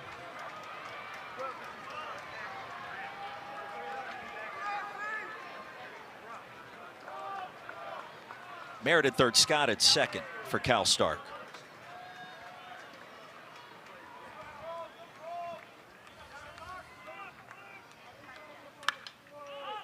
And popped up and out of play. That went 1, 2, 5, 3 before Denton was tagged out. Does anybody still score at home? Does that happen? My dad taught me a long time ago, and that's, you know, at the time, clearly you don't know what it's going to be worth. Flare into center field and retrieved by the second baseman, Nick Monaster. Stretch time in Hattiesburg, Tennessee, with the lead.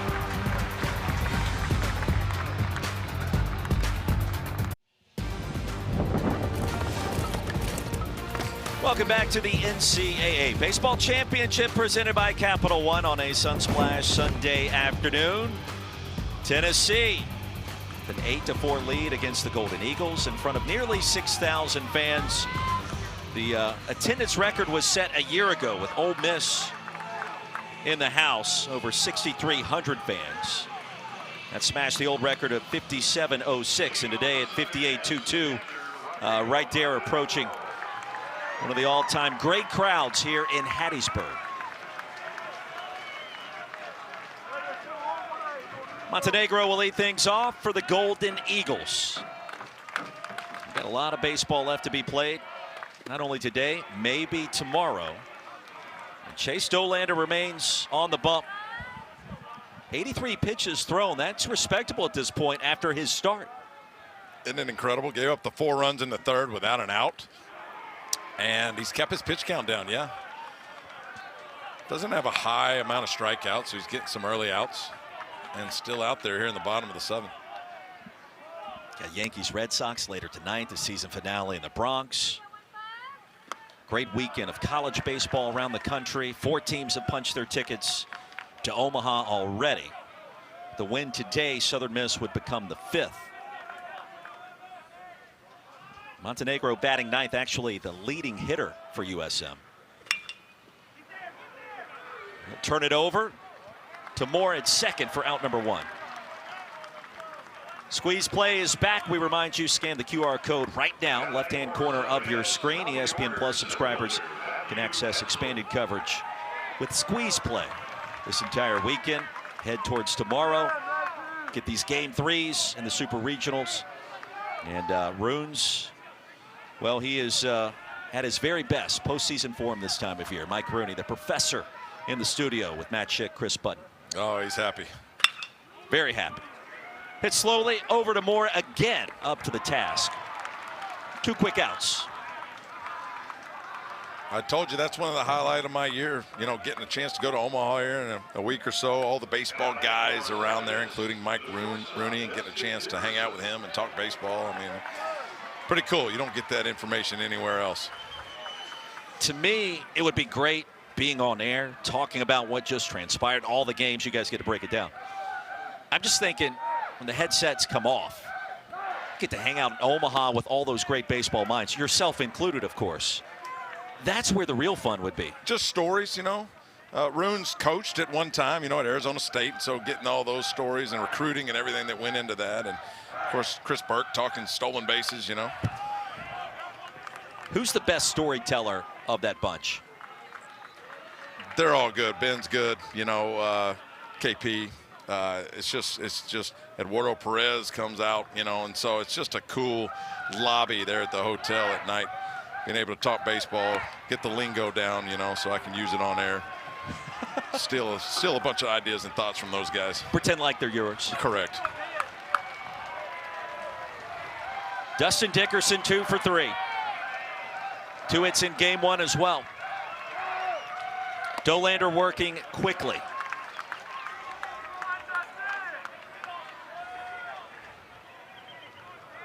Well, the deeper he goes and headed towards potentially a game 3, more arms. Tony Vitello gets to stack up and get ready to go with his bullpen.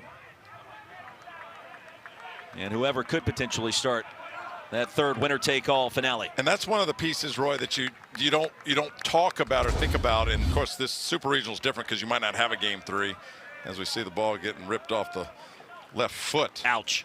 Yeah, Dustin Dickerson, that ball's coming in hot. Is length that an ace can give you. So they've got the stuff to be the Friday night guy. They've got the moxie and everything else. But the main thing, especially for Dollander here, like you just mentioned, is he's saving arms for game 3 if Tennessee's able to hold on. Big if with this USM offense, and here comes Dollander again. His 6th strikeout, retiring Dickerson. Those two will have words as Dollander points to the scoreboard.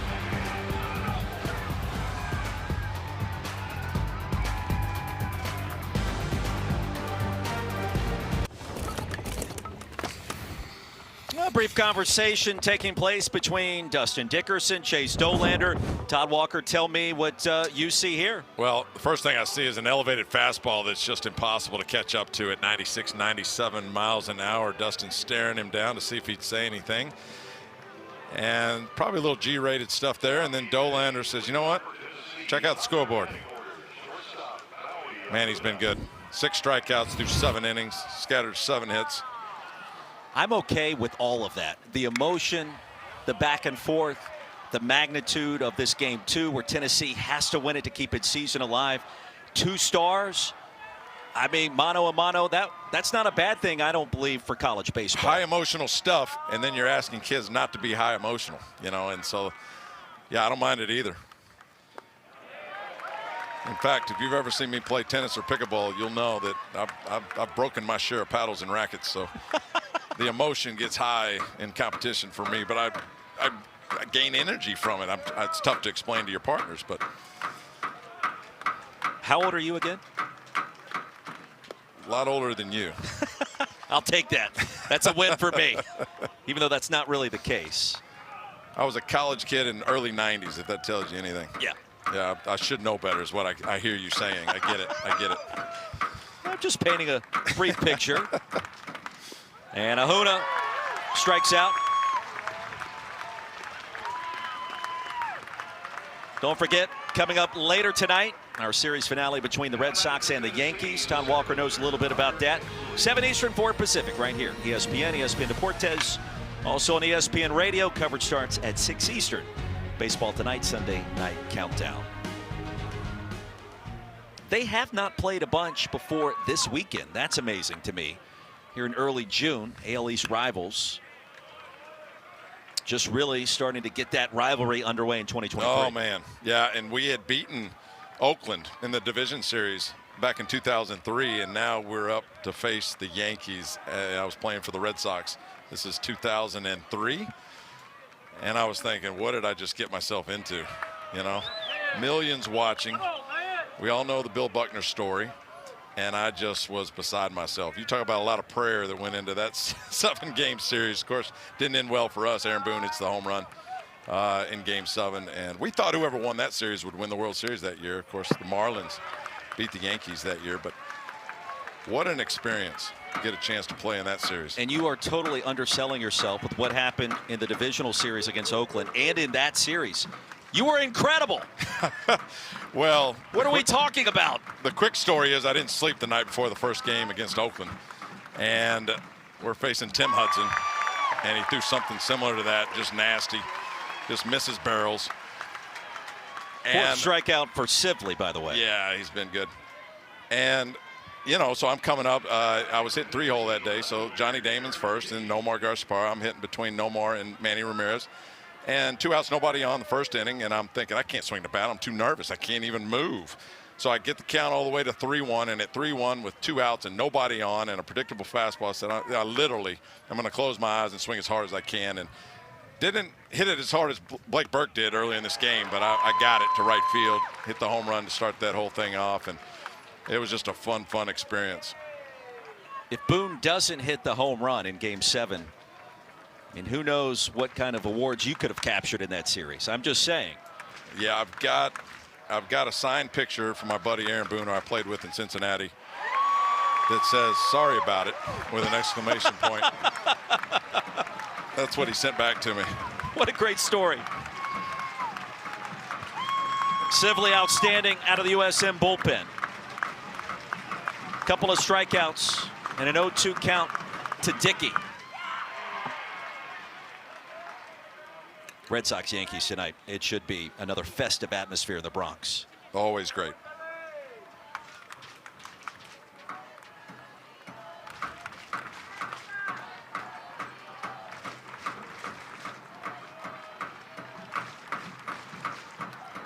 Dickey's 1 for 4. Sprays it foul.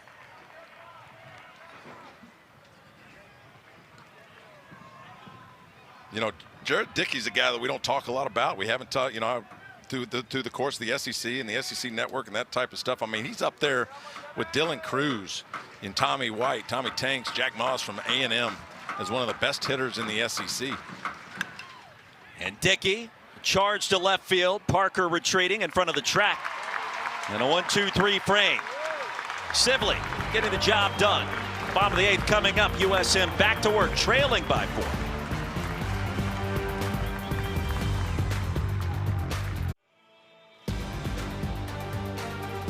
The NCAA Baseball Super Regionals are presented by Capital One.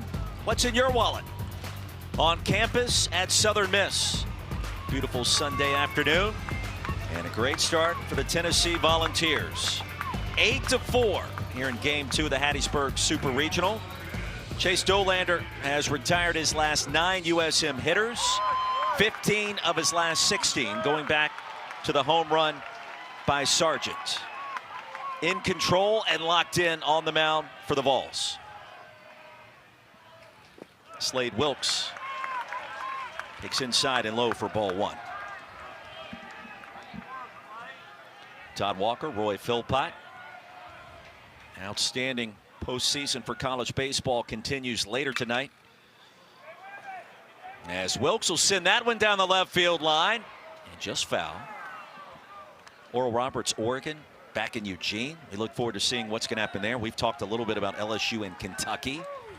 That'll be Game 2 after what LSU did. I think you're wondering, will the Tigers have enough pitching to be able to close the deal? 4 teams have already punched their tickets, by the way. And then Stanford and Texas, the comeback by the Longhorns last night. They win 7-5, really without a pulse, it felt like, offensively until the 9th inning. Down 5-2, they score 5 to take the Cardinal out in that first game.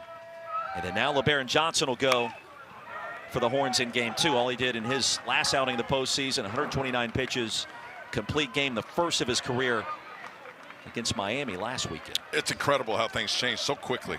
You know, Southern Miss up a game and up 4-0 in this game. And Tennessee without a whole lot of life, like you had mentioned. The 5 hits they'd gotten to that point were 5 singles. And all of a sudden, double, home run, bat around, 8 unanswered for Tennessee. Chase Dollander, another strikeout. That'll be his 7th. And the 4th inning is where everything started to shift. You go back with what Tennessee did up to bat, and Blake Burke, a mammoth shot, 479 feet.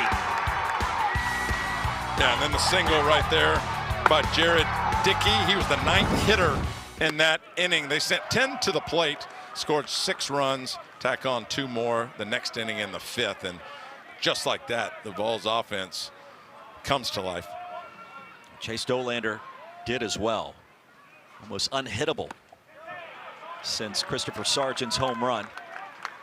And Sargent back up to bat for the Golden Eagles here.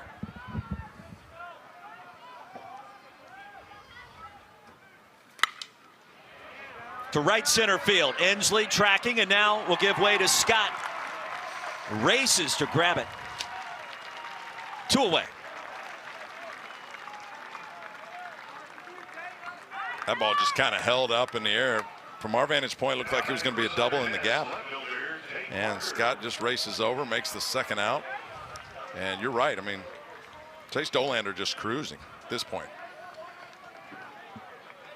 Now at 101 pitches. Parker takes low and away. They do have a guy standing in the pen, but whether or not they're going to even use him, I don't know. I think you let Dollander go the distance with a 4-run lead. And at this point, you come back for game 3 tomorrow, potentially with a full staff ready to go if needed. 5th time this season, Dollander's gone over 100 pitches. And his high came against Georgia at a $105.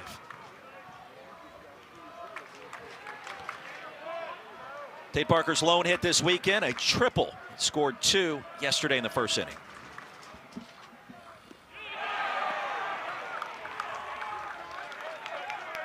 One and 2.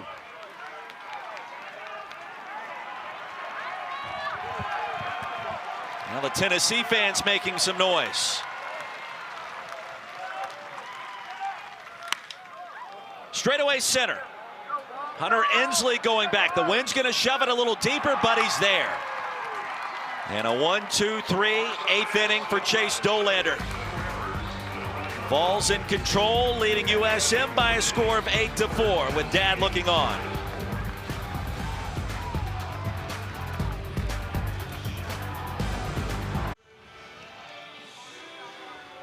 Game summary tells us all we need to know. 8-4, Tennessee leading Southern Miss. Chase Dollander has gone over 100 pitches after a slow start. He's retired 16 of his last 17 USM hitters. And for the Golden Eagles, a 3-run blast by Sargent. Really kind of the lone offense we've seen. All 4 runs they've scored came back in the 3rd. And then for Tennessee, 6 runs in the 4th, another 2 runs in the 5th. All the scoring within that frame right there. And here we go. Options perhaps for Tony Vitello tomorrow if the Vols can hold on. 3-hopper over to Lynch at 3rd. 1 pitch, 1 away.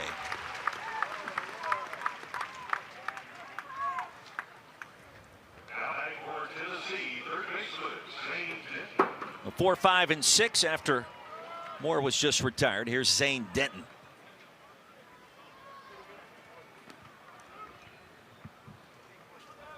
I don't think much phases Tennessee skipper this season.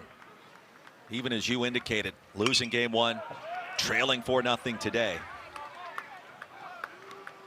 Well, they've certainly been through a lot, but so has Southern Mississippi, you know, and Scott Berry. I mean, to get to this point, I mean, it's just an incredible deal. You think about 295 Division I schools playing baseball to start. Now we're down to the final 16.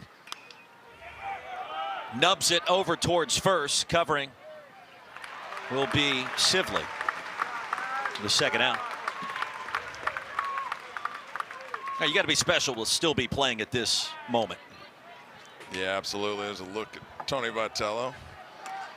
And you're right. He really hasn't changed facial expressions for 2 days. And there's his dad. You know he loves having pops in the stands. And like you said, they better score some runs or he was going to hear about it. As if Tony Vitello had anything to really do about it. He's not swinging the bat.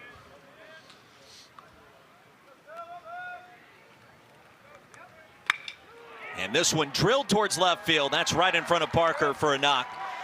Griffin Merritt is aboard, and the Cincinnati transfer will keep this frame alive for the Vols. All 5 balls that Griffin Merritt has hit that lane right there. 4 of them have been on the ground, and then finally a line drive. 3 base hits for Griffin Merritt after being moved down in the order.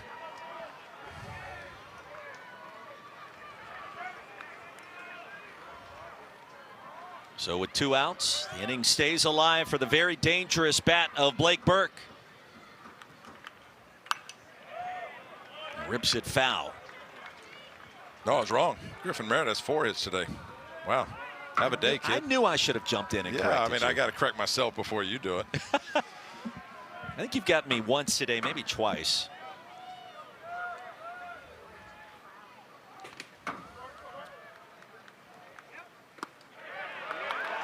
Burke watched that when he wanted it, could not pull the trigger. Nothing at 2.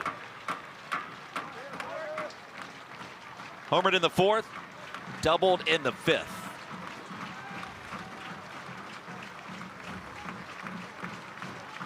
Two for 4 with 2 driven in. He scored twice. Runner goes, and the strikeout for Sibley.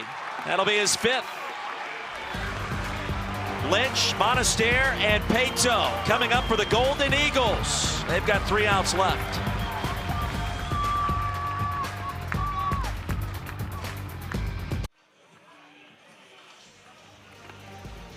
Eight, 10-1 for Tennessee. 4, 7-4 for Southern Miss. And the Golden Eagles with 3 outs to work with, trailing 8-4. Todd Walker, Roy Philpott. Falls need a win to push this Super Regional to Game 3 tomorrow. And the story is that young man on the mound, Chase Dollander.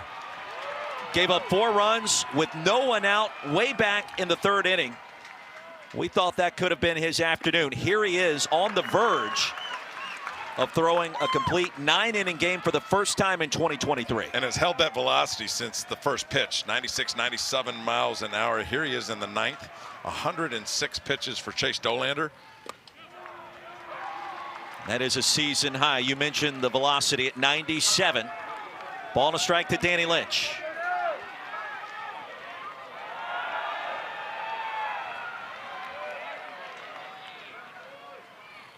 Lynch will wiggle the waist, try to trigger some sort of rally for Southern Miss.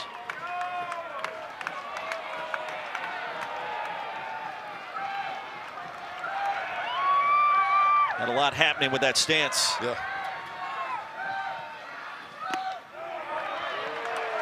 Fastball high. 3-1.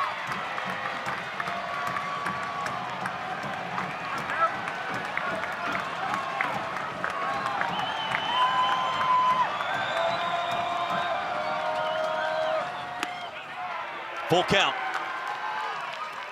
I like the take. So you don't want to let him off the hook just by throwing 1 strike. Take strike 2 right there, 3-2, nobody on. You're going to get the same pitch.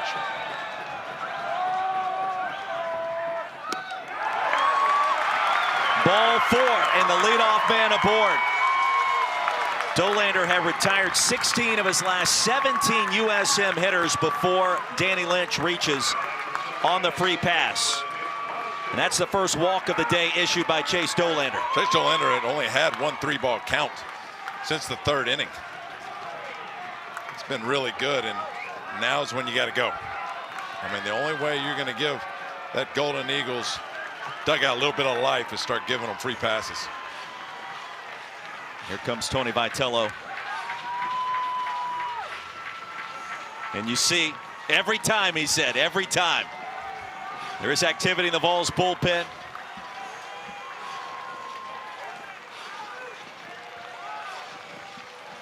Yeah, that's Chase Burns down there in Tennessee's bullpen.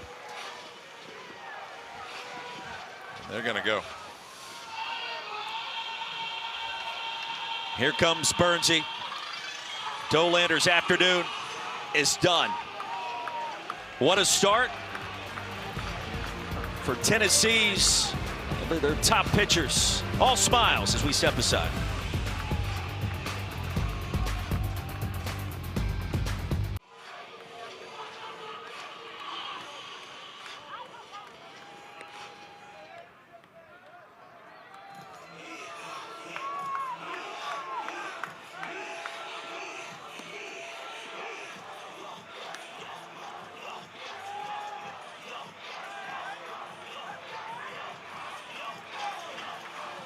Bruins and Chris, thank you very much here at the Pete. Todd Walker, Roy Philpott, and perhaps some drama unfolding in the bottom of the 9th inning.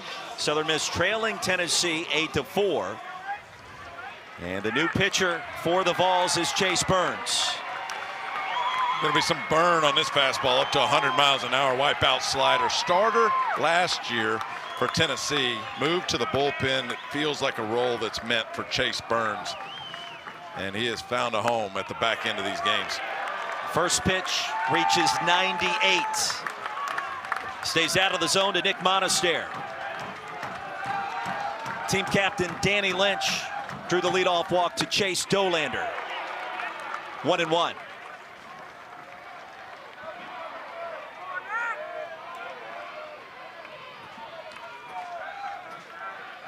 Capacity crowd at Pete Taylor Park. They've been loud, they've been proud all weekend long.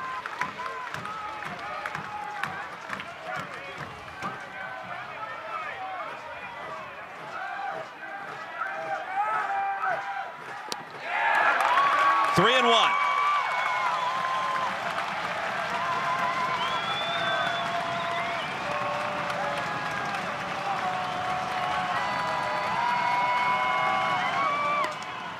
Full count. 99 from Chase Burns.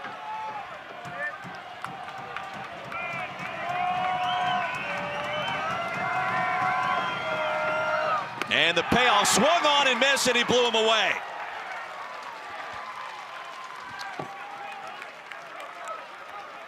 That was 100 miles an hour on a 3-2 count. You see Monaster is all he can do to be as quick as he can possibly be, and that ball right at the belt, almost impossible to catch up to with that velocity. You see the strikeout rate, third in America. And he is dealing straight gas out of the bullpen for Tennessee. Here's Carson Paetow.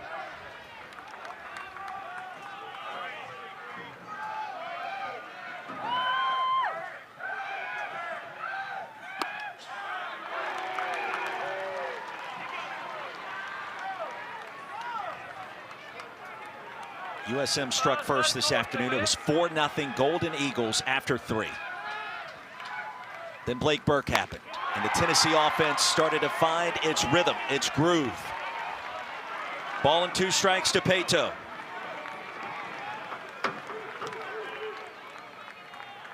And this is just dead heat from Chase Burns to these left-handed hitters. I don't know if he uses the slider as much against the left-handers. He's just bringing the noise. Bringing the noise, bringing the nasty stuff.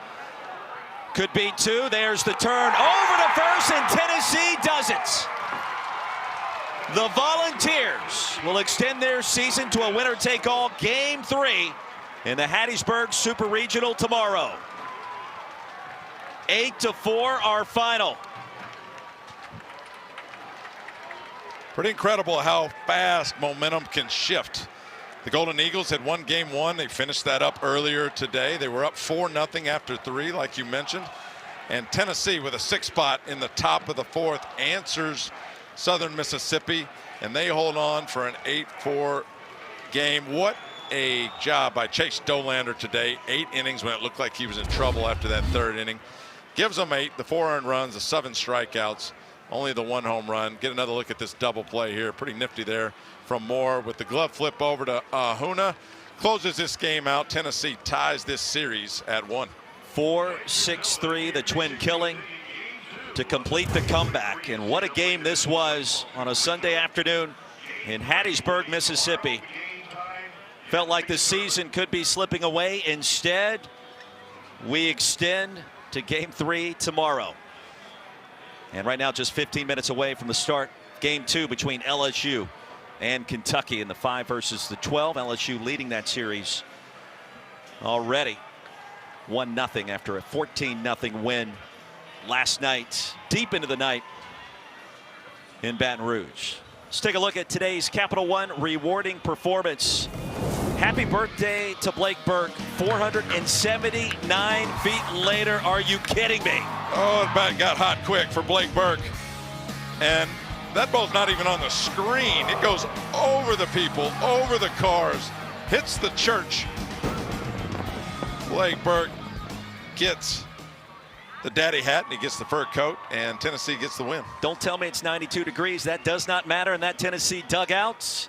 all smiles, and Chase Dollander was also lights out. And now USM has to regroup for Game 3, given what transpired today, Todd. And listen, more drama than a junior high lunch table headed your way, I think, for Game 3 tomorrow afternoon or tomorrow night. You just struck a nerve with me. I had a bad junior high experience, but either way, yeah, I know what they're feeling. And now it's split. The hard part for Tennessee was to come back and win this game, and now it turns to Southern Mississippi. How can they recover for a Game 3 tomorrow here at home? Our final score, Tennessee 8, Southern Miss 4. Plenty of drama already unfolding at the Pete. More tomorrow. Don't forget Kentucky and LSU over on ESPN2 coming up at 6 Eastern. For Todd Walker, I'm Roy Philpott. So long from Hattiesburg. Baseball tonight headed your way next.